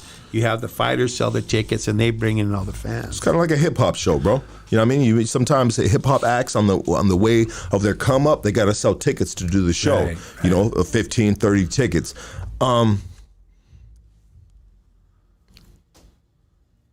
This is I wanted to ask you this. It seemed like you were a lot of the times you were the white guy within the inner city. You know, was that easy or hard for you being around predominantly Black and Hispanic communities? No, I blend in. But my friends would. When I was in the Mexican group, I sent that picture of me. Yeah, who were you with right there? It seemed like you were with a bunch of cholos right there. Well, that was called the Big Boys of San Pedro. So we just took a picture at the park today, and I go, find Elmo, and I was the only one right there, right? But, he sent me an old school picture, and it was just it seemed like it was a bunch of it was Chicanos. It was all Chicanos. I was the only white guy in the Big Boys. I was the only white guy. Why do they call it the Big Boys? That was just, you want to be a big boy, it was like I mean, you don't want to be in the little girl picture. It was like not a gang. It was like a club where guys hung out. They drank and had barbecues and stuff like that. And it was the Big Boys of San Pedro. And it was a group of guys, and they liked me, and I can blend in anywhere. The BKF accepted me, the Black Karate Federation, the San Pedro. I think MC Patschull's out of San Pedro. Do you know who that is? MC. MC yeah, he's a longshoreman, right? Yeah. He's all tatted up. Yeah. Have you met him? I met him. He's down the docks. Yeah. That's right. Harbor area, baby. I mean, longshoreman, bro. It for sure isn't fucking SGV. Harbor area. Yeah, I grew up. But you know what? So you grew up with the fellas. I grew up, like me, they say, aren't you scared to go out to the hood? I go, no, I feel at home, when I come. Like when I meet you guys and I talk, I feel like, my whole life has been, with the guys from the Chicano race. And I always dated Mexican women, so I was always with their families. It was very family orientated. The Chicano race. You know what? And you are an interesting person in a fucking million different levels. But just speaking within the neighborhood thing, and I talk about this a lot, or I've talked about it previously. Like where I'm from, Highland Park, Northeast Los Angeles.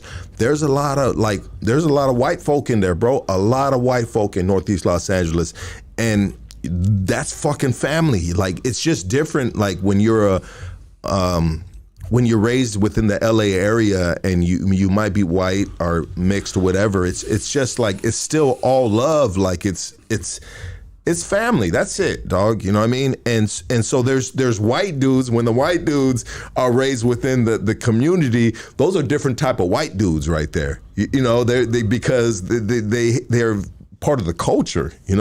They're a part of the culture, and the Latino culture, because they're in our kitchens, they're in our living rooms, they're in our fucking garages, they're a part of the fucking family, and that is the beautiful thing about the city, and the overall just dynamics of everything is just at the end of the day. There might be other places that are fighting racial wars, but within the city, like if we fuck with each other and we neighbors, like we just good. I mean, I hate to be long-winded about this. Sometimes I am, and I apologize, Greg. But I love the love, bro. I love the love. When you go in like me, when I go into an area, you can sense it. Like if I walk into, let's say, if I walked in here, I'd feel comfortable, and you sense it. If I walked in nervous, you sense it. Well, we had a professor, a white dude that was a professor. I forget which college, but he came in here and he the energy was way off than what we had going on in here. And when you come into hood stocks, it's pretty chill, like low frequency, unless I'm turning up my frequency with my like personality or, you know, being animated, because I feel like sometimes I'm animated, but I'm like that with my kids too, dog. You know what I mean? It's just who I am. I have a good spirit, I think, you know, or I feel like I do. But it's always just chill. But Greg walked in, he just moseyed on in here, put his bag down, got comfortable, you know. Greg, like, it wasn't nothing to him. Like, he just pulled up to the spot and it's just like, what's happening? But when we had the professor, he came in here and it was just like, I felt static energy, you know. Oh yeah, you so like me, I used to do movies in Mexico. I was in a lot of movies. What were you doing right there? I mean, obviously you weren't speaking in those movies. They say, hey, say this, and I'll say, hey, they say no lo mates. I say, hey, no lo mates, right? And you know, they go, well, tell me what it means. But see, when I grew up in El Paso, I could tell. They teach you Spanish in the schools, so they taught me, and I learned to count up to 100 when I was like 6 or 7 in Spanish.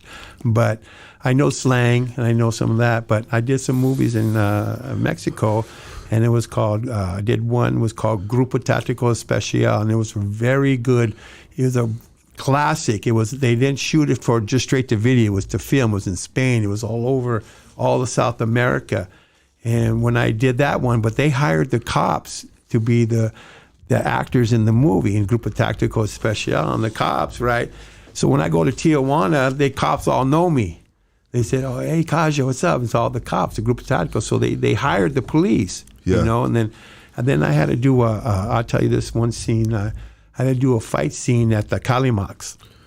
Okay, and here when we do a fight scene, you get your stunt man, you say, hey, let's work out, let's try this. You gotta do this, you gotta do this. And the guy goes, and I'm going to the stunt head guy, and I go, hey, Tarzan. His name was Tarzan. He was a famous stuntman in Mexico. I go, whoa, hey, where's my stunt man? I got a fight scene. And he goes, tranquilo, Kazja, tranquilo, right? so you tell me that, so I'm waiting. He goes, tranquilo. And I go, fuck, dude. So this guy's walking down the street. This guy, we don't even know who he is. He's walking down the street and, hey, amigo, you want to be in the movie? So they pulled this guy off the street. But he was in good shape, and I said, okay, I'm going to do this, and I'm going to kick at your head, and when I hit you, I'm going to go right here, and you just shake your head like you're getting out of the shower, right? And so the fight scene happens. I go, bap, bap, bap, bap, and he stuck his head down in front, and I hit him with that crescent kick. And he flew into the toilet paper rolls. You know, it was a great scene, right? But me, you know, I go, hey, you all right? And the director goes, oh, man, he's all right. You know, they didn't want me to stop. They said, he's okay. So we had to go. He wanted to get the real. He wanted to get the real thing. So we did it. So that was one incident. And Mexico was fun because they'll shoot a whole movie in 6 weeks. You know, it's one take. Boom, boom, boom. But this movie, this was Jorge Reynoso and Manuel Capetillo and Roberto Ballesteros. They were in the movie, and keep on talking. I'm using the restroom. Yeah, it was a real good movie. And it's just so funny how they do the scenes, right? I did stunts, and they have hey, Kazja, you got to do a high fall. They told me how to do a high fall, and so what I did is I went out and I go, okay, where's the mattresses at? They go, mattresses, man, we use cardboard boxes. So we go, okay, man. They says, let's go get some cardboard boxes. And if you get the cardboard boxes, make sure they don't, they're like brand new. So we'll go get the cardboard boxes and pile them up and put a tarp over the cardboard boxes. And then you do your scene and you do a high fall onto the cardboard boxes and boom. And then that's how they would use for stunts. So the stunts were pretty good. And then I'll give you another story because he's out. And then they had a scene right downtown that night, right? And we had blank guns with the bullets. So it was on a Sunday, and you know the circle of Tijuana, right? They have that circle. And they said, okay, Kazja, just go out the window and start shooting out the window. Well, they don't pull permits. They're real bullets or what? No, so you have all these tourists are pulling off the rolls and they're filming the tourists in the movie, and that's how they can do a low budget. They don't have to get like, hey, you have to sign a release and stuff like that, and and then we'd do a scene where they used to have computers for like gunshots. If you have a gunshots, and they'd want a wire. I go, where's the computer? They go, computer. They go, Kazja, go over there. And they run a wire through his pant leg, up to the squibs. And then you'd be with a battery. And you're hitting the battery for the gunshots. You know? Shit. Yeah, it was old school, but it was fun. I did that movie. I did Entre El Poder de Ser with Miguel Angel Rodriguez. And another one. I did a few of those. Well, how do you feel about this? Is a super random thing, brother, but I have to ask it because I know San Pedro for one thing. Besides the great homies that I've been done time with, and I've known from that section, from the ranch. They took out the San Pedro fish market. Have you ever been there? Yeah, I'm by my house. I used to walk down there all the time.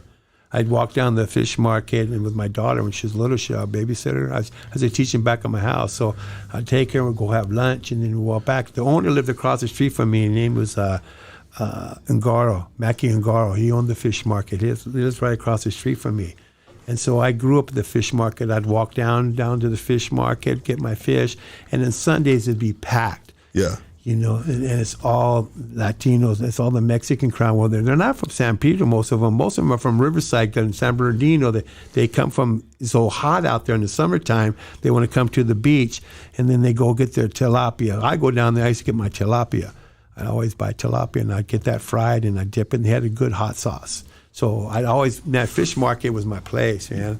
I'd go down to the fish baby. market. These are the type of stories I like right here, dog. Don't play with it, dog. If you guys know, I mean, damn. So the tilapia was what to go. I always got the, I think the way they do it, though, too, it always looks so much better than what it tastes. And maybe I'm ordering the wrong things, but I never ordered the tilapia, and I love tilapia. It's probably the only fish that I like that is like, it's good to my taste buds, Besides, what do they got? The things, the fish strips, the shit you throw in the oven. Fish and chips. Yeah, like you don't know what the fucking kind of fish. That's white food. Is it okay? Yeah, anyways, but you get the tray. They give you the tray. That's my favorite too. The shrimp platter. Yeah, it's shrimp with potatoes, and they give you the bread and fajita and the garlic bread. But you had that garlic. But I would go down and get that fajita plate. I get the fajita plate, and I'd get the shrimp curry. And my daughter loved the calamari. They would have good calamari down there. And then my son and we used to go down there and get the clams. And the clams back in the day, you ever see the clams were like this back in the day? Yeah. Now they're like this. Why is that? I don't know. And I said, man, God, look at these things, man. Yeah. You can't even get it. But the big clams, we used to go get the big clams, and they don't have those no more. I don't know why. Are clams really an aphrodisiac? Yeah, I think that's what they say. Or what is that? The oysters. Is it oysters? Oysters. I used to get the oysters, and you put the hot sauce and the lime on there, and I'd eat the oysters. And then when I used to go to Tijuana, I used to love to get the al pastor off the street. Yeah. I'd get the al pastor. I love al pastor, and I love tripas. But I like tripas. I like the tripas. I like it crispy. I like the tripas. I eat tripas. I eat everything. Lengua, tripas. What about cabeza? Cabeza. I ate cabeza. I eat. When I was in Mexico City, I ate ojos. Tacos de ojos. The eyes, huh? Yeah, but it's like an oyster. Oh. Yeah, that's how it tastes. It don't have no taste to it, but. Al pastor is my favorite, though. I mean, when you ate the eyes, though, you know what I mean? Were they looking at you while you're eating them? Yeah, they're winking at me. You are different. You know what? I love that you're on this podcast because it makes sense. I mean, growing up in San Pedro, growing up with the fellas, You know, the homies being a part of the big, what do they call it? The big dogs? The big boys. The big boys. They ain't around no more, but they say, come on, we got to have a reunion, you know. If we get a reunion, I'll take another picture. I'll be out there again. But that was a reunion. That was like back in I think that picture I sent you was probably 1980. How do you feel about it as a white man growing up, and you've been around for a long time, but growing up within like San Pedro and in the city, how do you feel about gentrification? Feel about what? Gentrification. There's a lot of so I would say a part of the San Pedro fish market being it no longer exists, correct? Well, it's still no. You can go there and eat right now. They have trailers. They're building it right now. The new one. They're building a new one. But they have trailers right now. You still can go down there. It's still going to be the fish market. Is it just a remodel? They're remodeling the whole place. They're going to have a fish market, but I think they're going to move it towards the bridge. Okay. The Malafatanos, I trained the Malafatanos kids, and then Mackies and Garos, and I was going to do my fights down at the fish market at one time. You know, they said, hey, come on. I was going to put my cage right on top of the tables, and we're going to have fights at the fish market back in the day. But the San Pedro fish market, there's a line around. You can't even get there on the weekends. Oh, it's fucking annoying, bro. You know, it's horrible, bro. I go on the weekday and I just go down there and I get what I want, and there's no one there during the weekday. What is the perfect life for you, brother? I mean, would it be on a boat in San Pedro, chilling, living that boat life?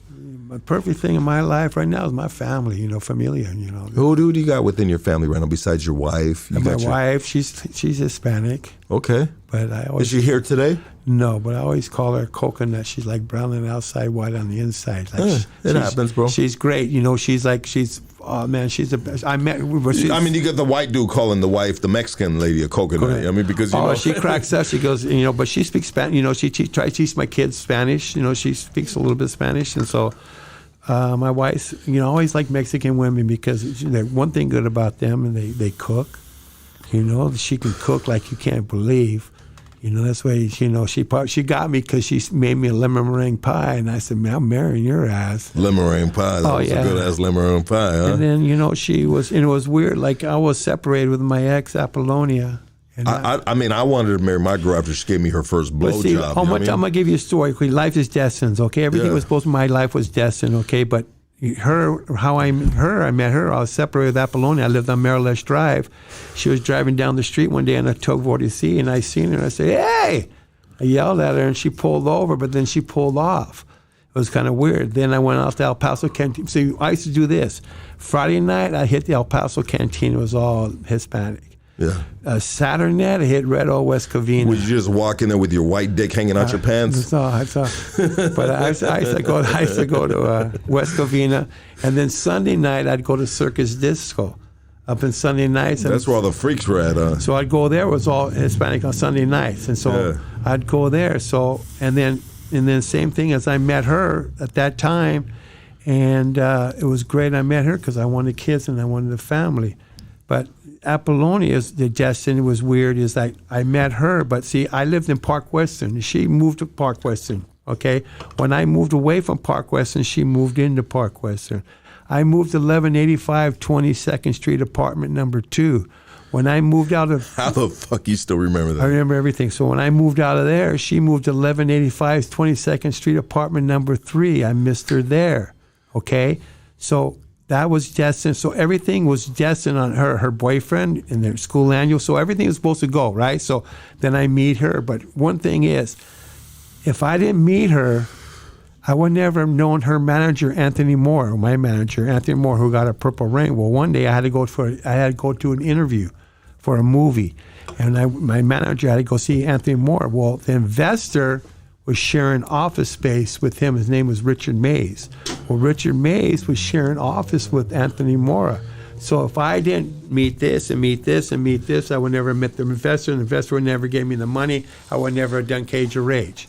So everything was supposed to happen, but he was so good is that when I met him, I met him and I was walking in an elevator, and he walked in the elevator, and I had my bag with the sticks. I taught sticks and knives and all that stuff, and when you ask me a question, I'll do it. So he goes, hey, man, what do you do? And I go, well, I do this, and I show the sticks. And he goes, I want to learn that. So he drove from Santa Monica every week, And I trained them, and they would talk and talk and talk. And he says, hey, what do you want to do? I'll put up the money. So it was weird how everything, goes into place. Check it out. This is a knife right here that I showed you earlier. Show us a knife move. Teach us something.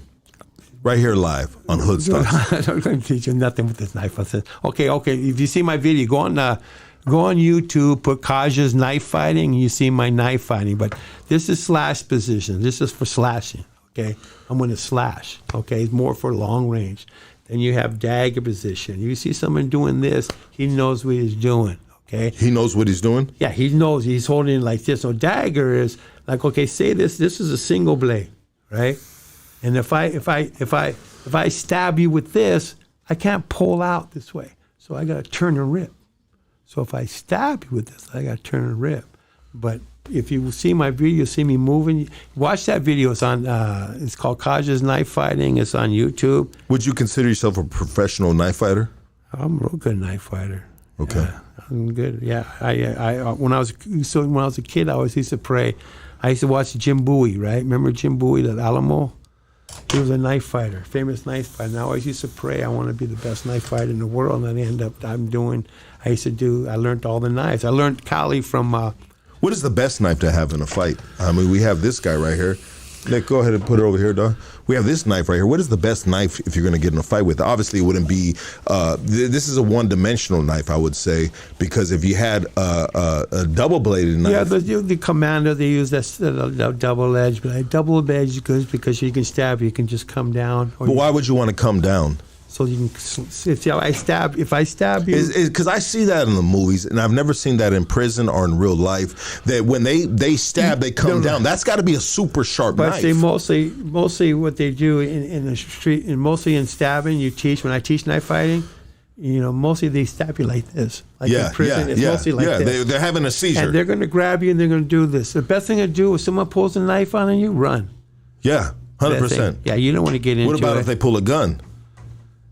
Run faster. Run faster. or you pull. How do you feel about? Or you pull a bigger gun. You know what I mean? Is there ever a lost fight? You might lose a fight, but is it really a loss? Remember when we grew up? I don't know how old are you? I'm 47 years old, sir. Oh yeah. Knocking on 50, baby. You're there. Yeah, I'm about to move in with you. When we grew up, we got in a fight, and you end up best friends. Because you respect each other now. You respect each other. You got the fight out. And nowadays, they get in a fight, and they go get a gun, and they shoot you. And, it's not like it, it's respect out of a fight. The fight, you fought, and you became best friends. Is if somebody has beef with somebody, and they pull up, and they shoot the person, would you consider him a coward? I think anybody who shoots somebody is a coward. Yeah. How do you feel about police officers? And you probably trained some police officers, have you? I changed naval. I changed all the. I had a contract with the NIS, Naval Intelligence Agency, the Customs, the DEA, and I trained them. And I also trained a lot of guys for police. But when I trained them, I trained them arrest procedures. I said, don't do no closed fist strikes because if you get caught on tape closed fist striking, man, it's gonna look too bad. You do open hand strike. It still gets him to turn his back, But I think every single police officer should be at least a blue belt in jiu-jitsu. Let's go, baby. Let's go. Yeah. Clip that. My clip dude that's watching right now, clip that right there, dog. Yeah, so every police officer should get, blue belt. See, me, when I trained and how long does it take to get a blue belt? It just depends. Usually, if you get a blue belt, kids, they do. They can train for 10 years, and then they can't get a blue belt until you're 16, right? Yeah. So they can, and you see these blue belts going to tournaments and wiping out these guys who are blue belts like crazy. But that kid's been doing it for 10 years. Technically, he's a black belt. Yeah. But usually an adult, anywhere from 2 years. I say 2 years is a blue belt. You should have some kind of knowledge, And blue belt is below a black belt. I've been doing it since 2016 with Brian, and I always go and I teach all the time, and I'm a brown belt. So, it's getting a lot longer and harder nowadays. The reason why And you're a brown belt in what? In jiu-jitsu. Jiu-jitsu, okay. Yeah. I studied from Six Blades Jiu-Jitsu in San Pedro. Okay, and I want to say this. I want to say this. So I'm just a regular street dude that thinks he's fucking badass, right? Right. You know what I mean? And why do I think I'm badass? Why do some of us gangsters think they're badass, but may not be the greatest fighters? And I'm gonna speak for us, bro, because I'm not the greatest fighter. But do I think I'm badass? Fuck yeah, I do think I'm badass. Why? Because I've been through a lot of shit, you know, and I've lost a lot of fights. I've won some fights, and the fights that I've won, to be honest, I got lucky and won that fight and knocked the dude out, or, you know, whatever fire was raging me during the time, you know, I overcame the situation with the W. But I've lost a lot of fights too, and I've you know, you learn. It humbles you, bro. Bro, when you lose a fight, a street fight, and especially, and I've been in this situation too, where I've had a black eye in prison, dude. Have a black eye in prison fucking sucks, dog. Because I'll tell you this, I got down with this one dude. The homies told me to stop fighting with the dude, but I kept on calling him out. We went about 6-7 rounds in a small day room, you know, where we're able to do this, Susanville Yard. But anyways, I didn't want to lose, but my heart kept on calling this dude out, but my skill set kept on making me lose these rounds, bro, at the time. But I've won a lot of fights by luck, whatever, because I've never been professionally trained. But I want to say this, and I'm saying all this to say this right now. I'm saying all that to say this right now. So I did 6 months of Muay Thai, right? I did 6 months of Muay Thai, and for crazy reason, I got into a fight, and I realized without even thinking about it, dude, I got the dude without even thinking about it. You know, just from going through, like, just training Muay Thai, I got the dude in a neck lock. You know what I mean? Like, which I usually wouldn't do. You know what I mean? Like, you can do, what do you call it? You're clinching on him. I clinched him. And I clinched the dude with one arm, and then I started doing uppercuts, which I've never done in my life. And I didn't think about doing it while I was in the fight, because sometimes in the height of drunkenness, right? Because it was 100% alcohol infused, guys. You know what I mean? I clinched the dude with one arm, and I gave him some uppercuts. And that was just from like 6 months of training, bro. Well, can you imagine if I had real training? Like, damn, dog, I've been fucking some shit up, dog. Because I didn't even think about doing that, but I just did it from just doing through the motions of 6 months of Muay Thai. Well, that's what, you know, see, when you're a street fighter, you're fighting with the guy with the most heart's going to win in the street fight. And I'm fighting in a parking lot with this guy. And if you're a trained fighter, now you know what you're doing. So you're a trained fighter, you can think ahead. Like, I'll think ahead. Like, okay, say you came up to me and I know you're getting close to me. I know what to do. You know, you don't have no room I can show you, but I can. If you came close to me, I know what to do, and I know how to keep my distance. I know how to keep you away, you know, and stuff like that. But I know if you have long hair, I'm gonna grab you by the head and pull your head and well on you. But isn't that cheating? No, on the street. But when I talked to naval intelligence guys, I went there, and this is one incident. They all had ties, right? Everybody had a tie. Yeah. You know, and I went to the naval intelligence, and I had to tell them about their ties, and so they had the regular ties. So I just went in there and grabbed them by the tie and wrap it around and take them down with the tie. And then the next week I came back, and then they had the tie with a little clip. They put that little clip in, and they put the tie in. So the next day you pulled it, and then the clip come down. But you know, you got to take time. You know, the police department, I always say it right now, I says, you know, it'd be a lot safer out there, and each police officer will be a lot more secure and safe if they at least got a blue belt in jiu-jitsu, you know, purple belt. Who take some jiu-jitsu and take some Muay Thai. And Muay Thai is what's so good about Muay Thai, and a lot of people are getting in it, you know, they're not doing forms, they're not doing katas, and they're teaching you, you know, you got to keep your hands up. You want to punch, you know, and it's a real, and all they do is fight. They have a few kicks. And then one thing is that Bruce Lee used to say, it's not the daily increase, it's the daily decrease, okay? You want to hack away on essentials. When you train, you want to just keep it basic. You don't want too much in your head, you know, much clutter in your head when you fight. You want to have the basic techniques. And you can have a guy that just knows the basic technique, and he can be the toughest street fighter in the Yeah, 100%. You know, so basic techniques are important. Like if you're just worried about like just a hand-to-hand combat within any situation, right? But it's instinct too. So but you got, if you want to be a good fighter, you got to fight like a jiu-jitsu guy. Okay, a jiu-jitsu guy. Okay, you're doing jiu-jitsu, and if you go to a tournament, one tournament is like about, let's say, 20 classes. So you compete in one tournament because you're fighting somebody now is trying to really take you out. So every time you go to a jiu-jitsu tournament and you compete, you're getting a little bit into it. Like me, I was lucky. I got to grow up fighting for real, but not, we became best friends. It's not, we did a lot of fights. We'd fight all the time when you were kids. And then I had an older brother and would fight, and he'd bring his friends over and we'd fight. The only time I never really wanted to fight is, and it's probably it's the same way around too. It's sort of weird, dude. But there's been times where I was just super fucked up off of drugs. You know what I mean? And I was just like, fuck it, dog. I mean, I was going. Anyways, but I'll say this: like, I've always respected the art of fighting, and I've always felt it like. Not being a great fighter, I'm not a great fighter at all, bro.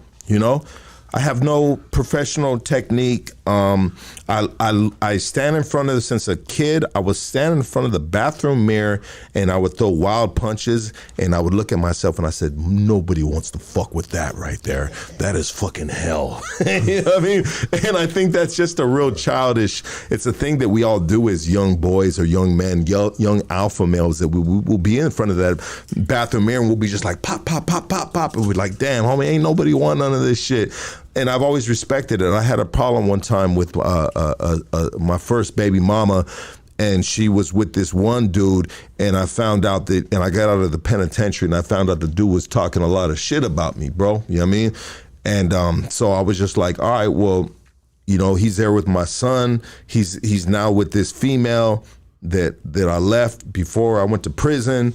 And but at the same time, it's a respect thing, right? We got this thing about in the streets about respect, you know what I mean? And sometimes it's very it's a blurry vision, I'll say, for the least. And so I copped the dude at the grandparents' house on Nolden and York Boulevard in my neighborhood.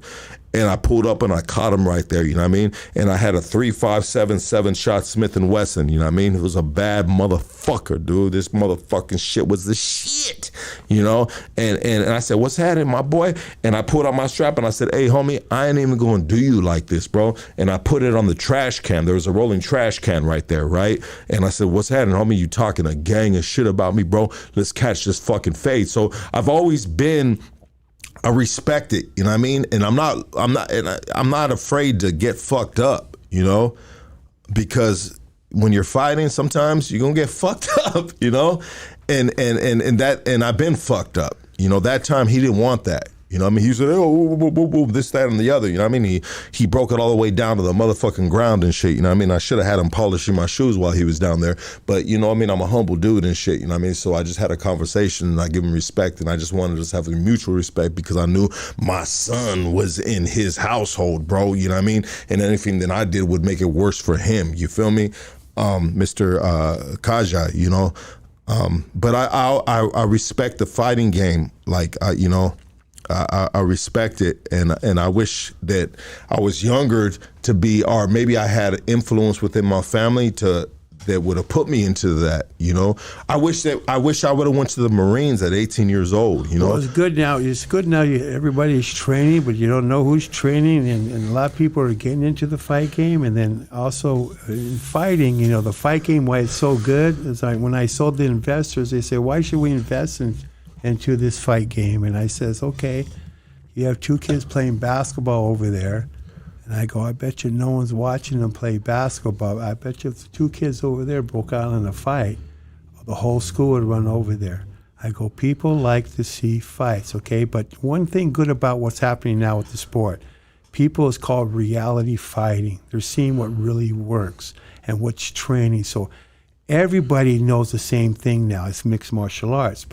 And then the mixed martial arts, I'll tell you how that came about. So when I was putting the rules through with Rob Lynch, he was the Cal State Athletic Commissioner, And he says, Kazja, so I have the rules right here.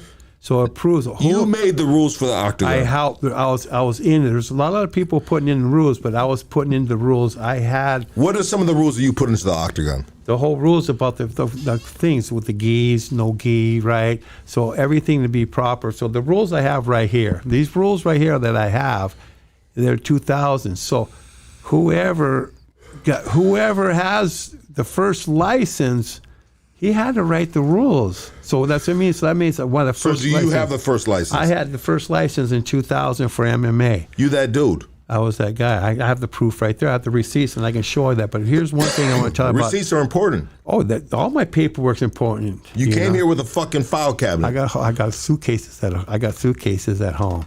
But I also have them places. Respect to that, brother. I save them, I copied them, and I gave them to other people because I don't want to lose this proof. So when I did, MMA got involved. When I wrote the rules, I'm going to tell you one thing. They were going to call it No Holds Barred. Rob Lynch called me, and he said, Kazja, what should we call the sport? Should we call it No Holds Barred, NHB, or should we call it MMA? And I said, Rob, this is Rob Lynch. He's the head of the California State Athletic Commission in 1999-2000. And I go, you got to call it mixed martial arts. And the reason why you got to call it mixed martial arts is because you're going to get sponsors. You need sponsors. If you call this sport No Holds Barred, which they already got the bad image of, they used to call it NHB, No Holds Barred. There's no rules or nothing. If you call it mixed martial arts, it's going to have better respect. They're going to respect the arts. Yeah, so one thing I'm also getting, they're making this now look like WWE where the guys, they got to get fans and fan base. So the guys are breaking out in fights. They're not really representing martial arts. Martial arts should be martial arts. It should be respectful, but you can't sell that. They're selling street. They're selling, whatever. You have these attitudes cussing at you. It's like a game. It's like WWE. There's a few good fighters that I really respect. There's Machida. Machida is a very true martial artist. Who is Machida? For the people that don't know. He's the one that fought, and he fought in the UFC. And Machida, I really like him. And you know him personally? He's locally in Torrance. He teaches like this, but family would come down to San Pedro to watch the fights at this one pizza place, and they'd be there. The Machidas would be there. But Machida, he shows respect. Okay, a lot of people show respect after they fight, and they're humble, but it's not going to sell tickets. What sells tickets is the attitude of WWE. Conor McGregor. Yeah, they're doing, but a lot of teams are like a lot of people are like, you meet them, and technically they're really a nice guy. Yeah. But they have to play the bad boy image. And they're making it more WWE because Endeavor now owns the UFC. Endeavor's using WWE tactics to make the UFC more like that. It gets more ticket sales, okay? But it's taken away. You should have the martial arts involved. I really like when it was, you have respect and everything, and everybody's, after they fight, they honor each other. Nowadays, it's just getting too out of hand, but... and I'm going to have to cut pretty soon, too. No, you're good, but I want to open the phone calls before you cut. Okay. Phone lines. Yeah. Absolutely. You're good, brother. Let's open the phone lines. You guys want to call in, and then we're going to cut it out after that. Any questions, feel free. Call in. I like this interview because it was able to give me a chance to give a professional interview, right, with a professional dude. And that's what we do right here, you know what I mean? All these years in the game and shit, we talk to anybody all the time. And this ain't anybody, this is somebody right here. This is the dude that designed the octagon. How many bullshits do you get on that? Like, when people don't want to believe you, like, bro, you didn't design the octagon, dog. What's in your cup? I show them the documents. Show them the documents? Okay. I show them documents, but then, I say the same story every freaking time. So if I'm saying the same story every time and I'm not changing none of my story, and there's so much more that I have, but... Let's go. Let's get this phone call right here. I hear you. Let's get this phone call. Hold on, brother. Hold on. Hold on. Oh, shit. Hold on, my boy. Let me get you in the light right here. You're on Hood Stocks. Talk to us.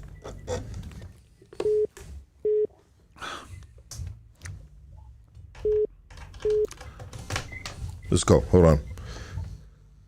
Hey, you're on Hood Stocks. Talk to us. Hey, Lucky and Kazja. I wanted to ask you, Kazja, if you had ever trained with the great Dan Inosanto, the Filipino martial arts guy in Torrance. I went to IMB Academy for a little bit, but I trained mostly. I went with Ted Lukai Kali. He taught me the Kali and the JKD, but I was with Ted Lukai. I was one of his affiliates back in the day. All right. Stay strong. Stay strong. How do you tell a 60-year-old dude to stay strong? No, I'm just playing. I don't know what the fuck. Let's get this next phone call right here. That was stupid. Sorry, guys. You're on Hood Stocks. Talk to us. I wanted to ask your guest, he knows a Larry Landless. Oh, I know Larry Landless. Yeah, he's a great guy. He did like the first. Me and Ryan Chenoweth knew Larry really good. He did like the first pancreation. I used to. He's my uncle. I used to go to fights with him when I was about like 15, 16. Yeah. Did you ever go to 28th Street? I just turned 40 the other day. Happy birthday, brother. But I used to go to your show, Cage Combat. I had a picture. I was trying to find it to send to Lucky. We were all in the cage. I remember it was like a red mat. Which Cage Combat? The one in San Pedro? It was a lot. We used to go to those because Larry used to wrestle. Yeah, Larry's a good guy. And then we used to go to the Mark Hall tournaments. Those were in a ring back in those days, in the NHB days. But hey, bro. So you know this man right here? I probably met him through my uncle. I was probably like 15, 16 at those times, way back. Yeah, but you used to come to. Yeah, you came to Cage Combat probably in San Pedro. Yeah, I had a picture. I was trying to find it. I was going to shoot it to Lucky. I can't find it, but we were on the cage back in those days. It was a big ass cage. Yeah, it was 25 by 25, and it was like made of fencing. Man, those guys had to rub against it. Yeah. Yeah, I remember all that shit. But yeah. Oh, cool. Yeah, have you seen Larry? Yeah, say Kazja said hi. Yeah, I think he's still working at I think he's with the athletic commission still, but just judging and all that. Yeah, I know Larry real good. Yeah. Hey, shout out to the Nightcrawler. Lucky the real G that don't sell out. Hell no, we don't sell out, dog. Homie, I could be giving you some content. You too, brother. I could be giving you some content, bro, that would do mad numbers within this fucking Chimoso community, which I love. You're on Hood Stocks. What's up, baby? You got the fucking great Kazja right here. What you got to say to him? That's about it. It's a dope ass interview, bro. Right, bro. Let's go. These are the golden nuggets right here, bro. That we get within this system right here sometimes, and it just drops on my lap, and I'm just like, damn, dog. I put it up to the sun, and I look at it, and I'm just like, damn, this shit was a good podcast, bro. Go ahead, bro. That's just dope, bro.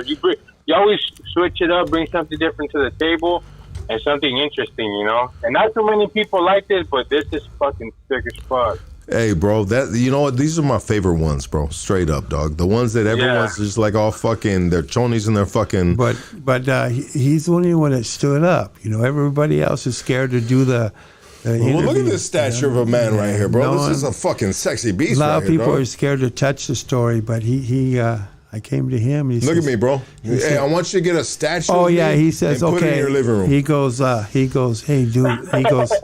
He goes, come out here. He goes, come here. It's going to be April Fool's, and I go, yeah, we're going to. So I go, I'm going to tell them that, hey, man, April Fool's is you guys been fooled your whole life with the false lies. So now you're getting the truth. So that's what I told him. Shout out to this dude for saying that. Because I told him, too. I told him on the phone, like he just said, shout out to my girl, Bambi, right there. I love you, Bambi. Hey, hit that like, guys. And matter of fact, while you're right here, we don't have a lot of people on the live chat and shit. I see my boy, Ricky Juice, right there. Hey, baby, you're supposed to be right here with us, dog. But I get it, dog. You a fucking superstar, Rick. Come on. No. I love it. Do your thing, baby. Let me give my daughter a shout out. Lucky she did her fucking purple belt testing on Saturday for Taekwondo. You know what I mean? And she killed it. Hey, congratulations to your daughter, brother. What's her name, dog? Leilani, baby. Oh, here's Congratulations, a hat. Thank you. Octagon Nation for him. Thank you, brother. Thank you. Yeah.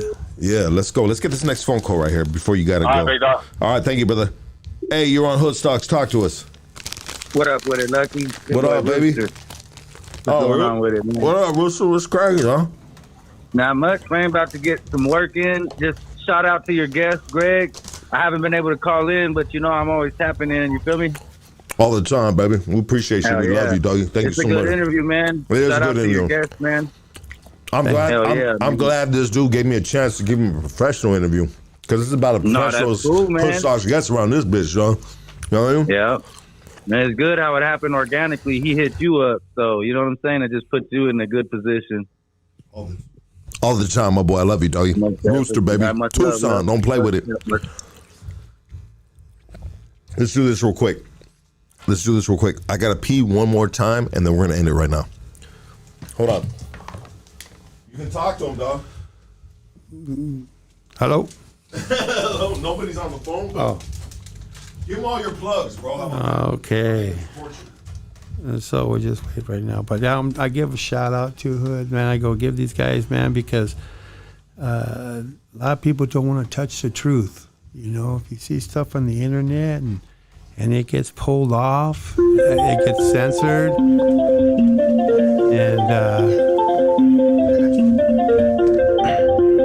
you know, if you get censored. Phone call? Yeah. Hello, you're on Hood Stocks. Oh, go ahead.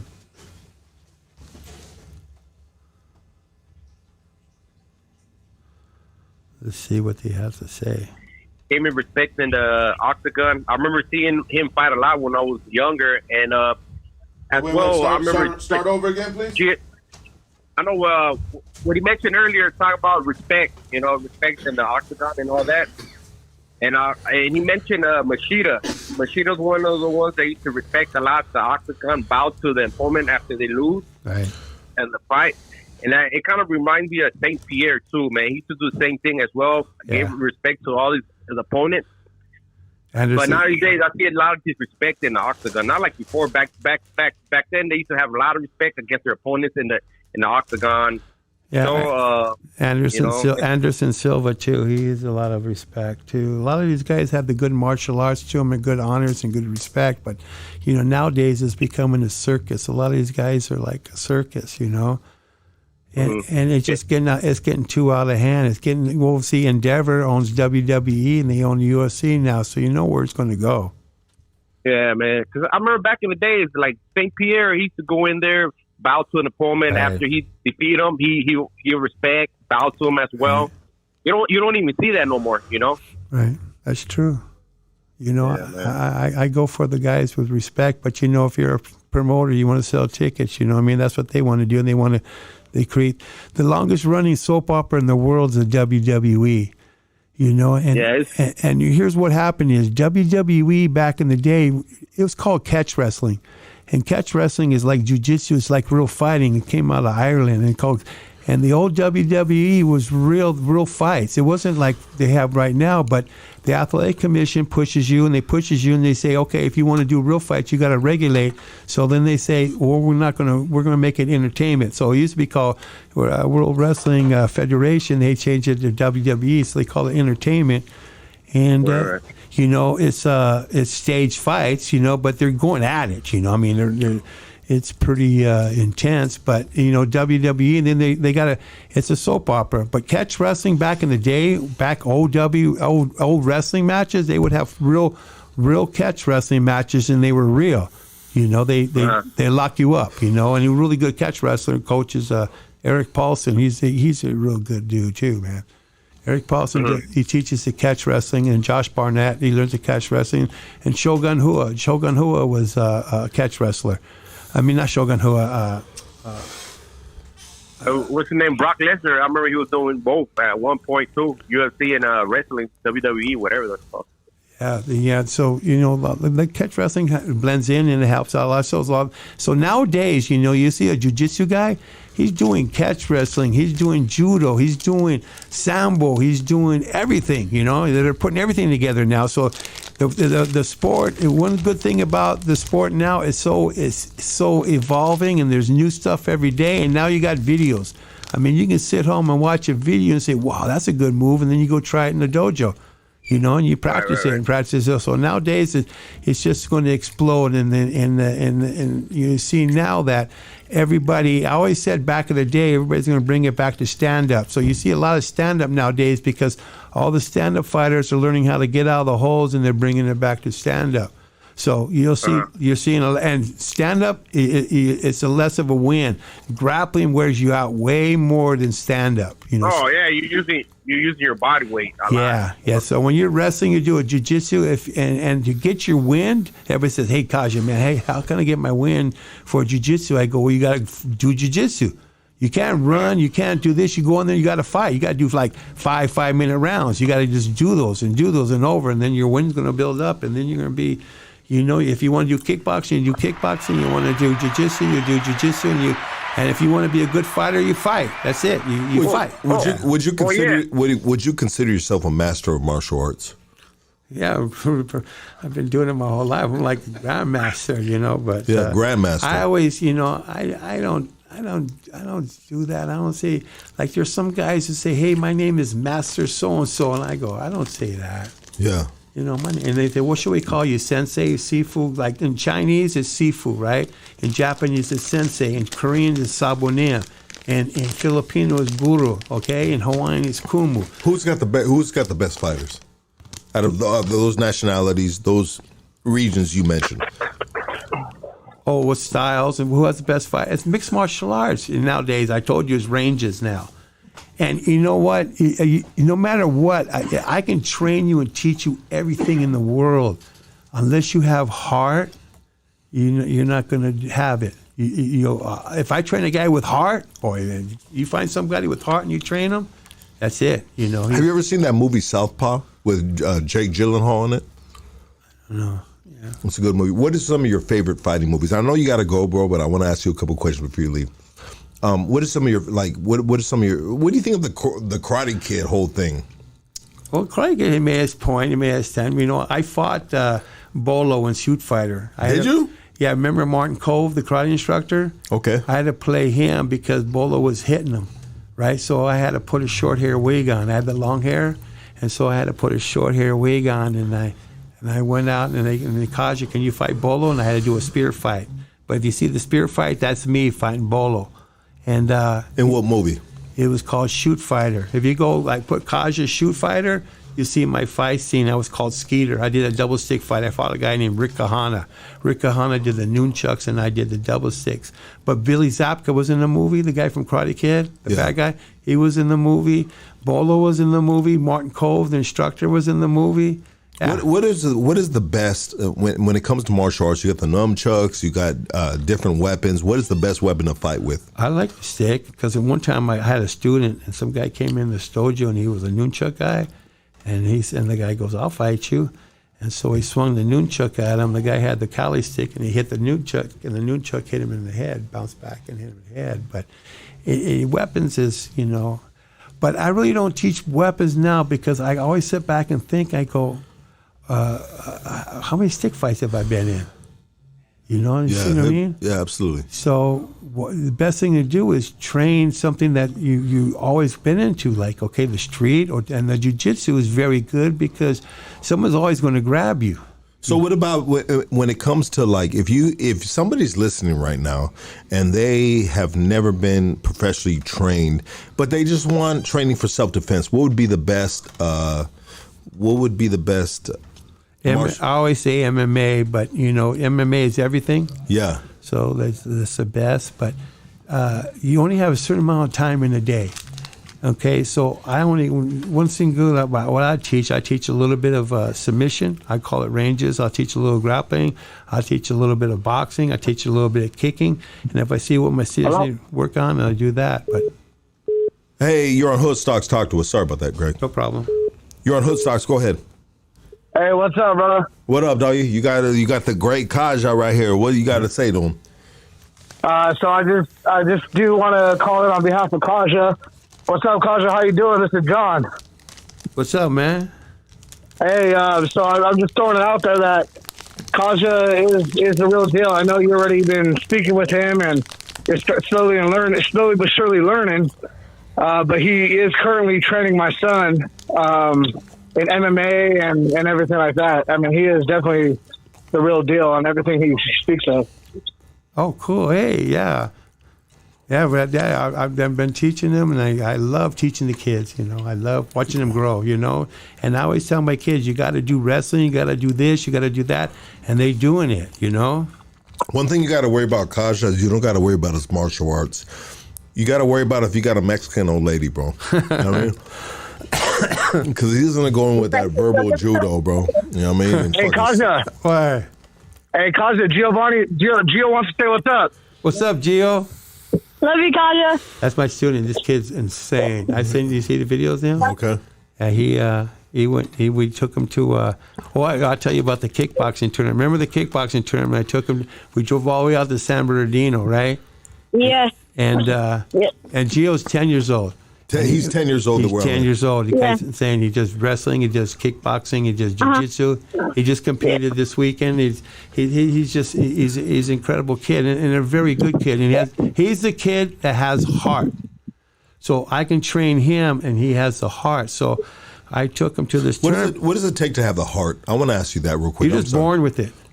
Because when you train somebody with heart, you already know the dude's got heart. And how do you determine if the dude's got heart or not? Well, you just watch how he trains. This guy goes 7 days a week. That's hard. And what happens I like about Gio, I have a class. I have the kids class that goes from 12 to 1, and then the adults class is from 1 to 2, and then he goes from 2 to 3. Mickey was with me when he was 7 years old, and now he's 47. And he's like my protege. The guy, man, he's incredible. You know, he's going to be my mentor when I pass away. When I retire, Mickey's going to take over, and I'm going to send Brian, the jiu-jitsu instructor. They're going to teach the jiu-jitsu. He's going to teach him the judo, and then I send him to San Pedro. If they're a kid, they go beat the streets. Gio just beat the streets of wrestling. But I told Gio, if you want to be a fighter, you got to do wrestling. So he's doing wrestling. He's doing capoeira too right now. You know, it's insane. What is capoeira? Capoeira is a Brazilian martial art, but he likes to do. He's like me. He has ADD. You know, he's into everything. But we had a fight in San Bernardino, and he was 10 years old. And we get there, and he cut weight, and the fighter didn't show up. And so they said, "Hey, Kazja, we got a 13-year-old. He's like this much weight." And I go, "Whoa, man, that's insane. He's 10, he's 13, he has this weight." And she goes, "I'll fight him." So Gio won all 3 rounds in the kickboxing match. Hey, let's go, baby boy. Congratulations on that. Say his name one more time so people know it. It's Giovanni. I want to give a shout out to my master, Kazja. Thank you for having him. Yeah, absolutely. We thank you. Thank you. It's blessed to have you guys as my student. It's blessed to have you as a family. It's a great family, and I really enjoy teaching him, and I really enjoy San Pedro and teaching there. Yeah, it's good. Okay. All right, you guys. All right, we'll let you guys get back to the interview. We appreciate you for having them, and go follow Matt Rat Gio at 13. Yeah, that's him, Matt Rat Gio. Let's go, baby. When you're training these young kids, I mean, what is your approach to training these young kids besides teaching them how to fight? I mean, is there other things involved? I mean, that you have to incorporate within the training that is outside of swinging your hands or your feet? Well, see, most of the times, the kids, when they train into a martial arts, they start realizing that, once they know how to defend themselves, they're not going to go out looking for it, So one time someone approached him, and he told me someone approached him, and he just turned away. He says, "I know what I can do to him, so I don't need to fight him." Yeah. So it gives you that good honor. So, but what is honor? Honor, honor and respect, and like you respect yourself, you honor yourself, you honor anybody. Me, I always respect everybody. And now it takes me a lot. I mean, you can talk smack all day to me. I'm not no snowflake.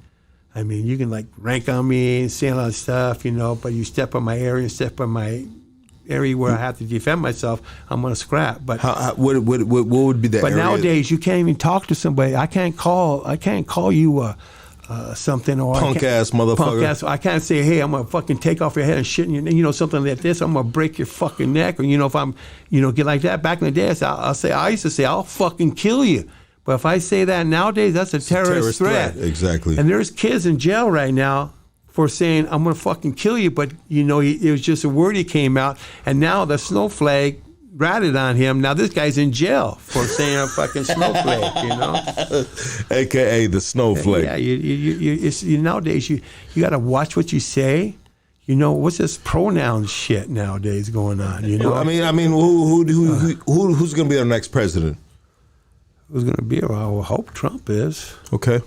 You know, I don't know. I don't know to get into politics, but I don't like to get into politics. But at this point in time, with the way Biden's doing and everything like that, and if it's between Trump and Biden, I was Democrat. I would say Trump, bro. I was Democrat back in the day. I was Democrat when Kennedy was president. I was a Democrat in El Paso, Texas, when I knocked that kid out for clapping. Yeah. But that was Democrat. We don't have Democrats no more. It's socialism they're going. What is Democrats now? Well, Democrats now it's not Democrats. It's socialism. It's socialism. And what is socialism for people that don't know? Well, they're pushing socialism. They want everybody to make the same amount of money. Like, okay, you're a longshoreman. You're going to make the same much as a McDonald's does. Everybody makes the same amount of money. That don't make no sense, right? No, like if you're a doctor, and you know, doctor's going to be. That's why it all folds. Like in Venezuela, why would I go to school to be a doctor when I can go do a pump of gas and make the same amount of money? You see what I mean? I mean, you're going to make the same amount of money. You got to have an incentive. You got to have capitalism. You got to have what our country right now is they're taking away your fighting spirit. You know, everybody gets a trophy. You know, everybody's getting a trophy for not doing anything. You know, back in that day, we didn't get a trophy. You know, Kaylani, yeah, outstanding girl. Okay. Dude, she's fucking badass, bro. So she's really a martial artist. So we're at what's the name of that company, that sport company? They're determined she fought at, right? So she was fighting, and they wanted to take pictures at her last fight, and then she's going to go fight for the belt, and they wanted her to hold the belt, and she goes, I don't want to hold that unless I own it, unless I get it. So when she finally fought this next time, we got the belt. So then she puts it on, but she's very humble. A lot of my students are very humble, but Kaylani and her sister, she has a twin sister named Kira, and they're both insane athletes, and they used to do rugby, and they love the mixed martial arts.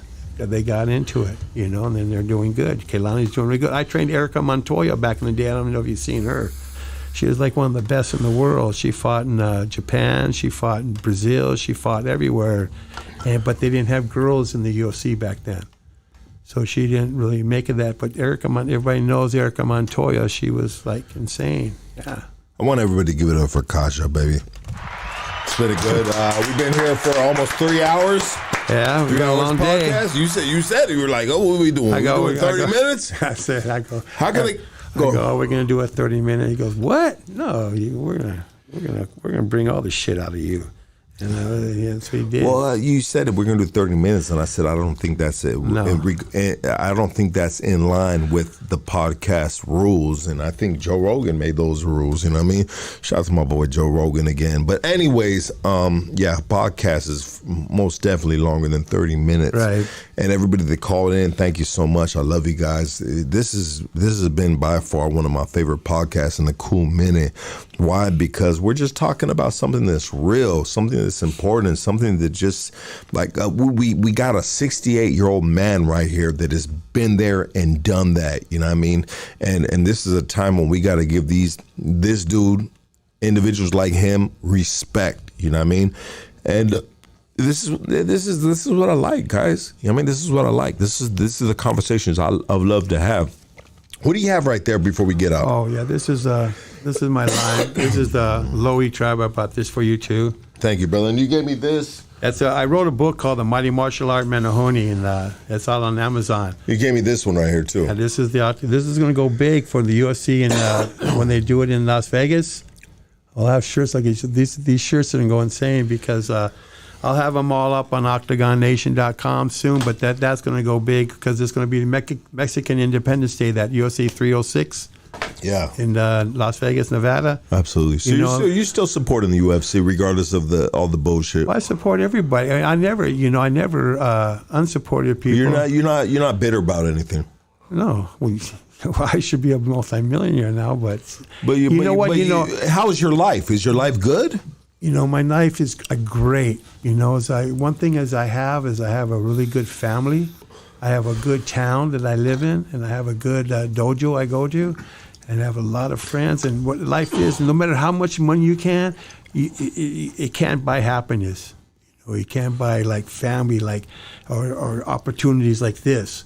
I mean, this is something to be like me talking in the future too. Hey, these guys stood up, man. They say, hey, come on down, Kazja, we'll interview you. Hey, baby. Yeah, you see what I mean? Yeah. Let's go, dog. So, and you my dog. From here on out, you my dog. So then you know there'll be a lot of stuff, and I have a lot of stories in the future. I'll come by and we'll sit down and wrap it. But I might got some stories that'll go forever. Everybody.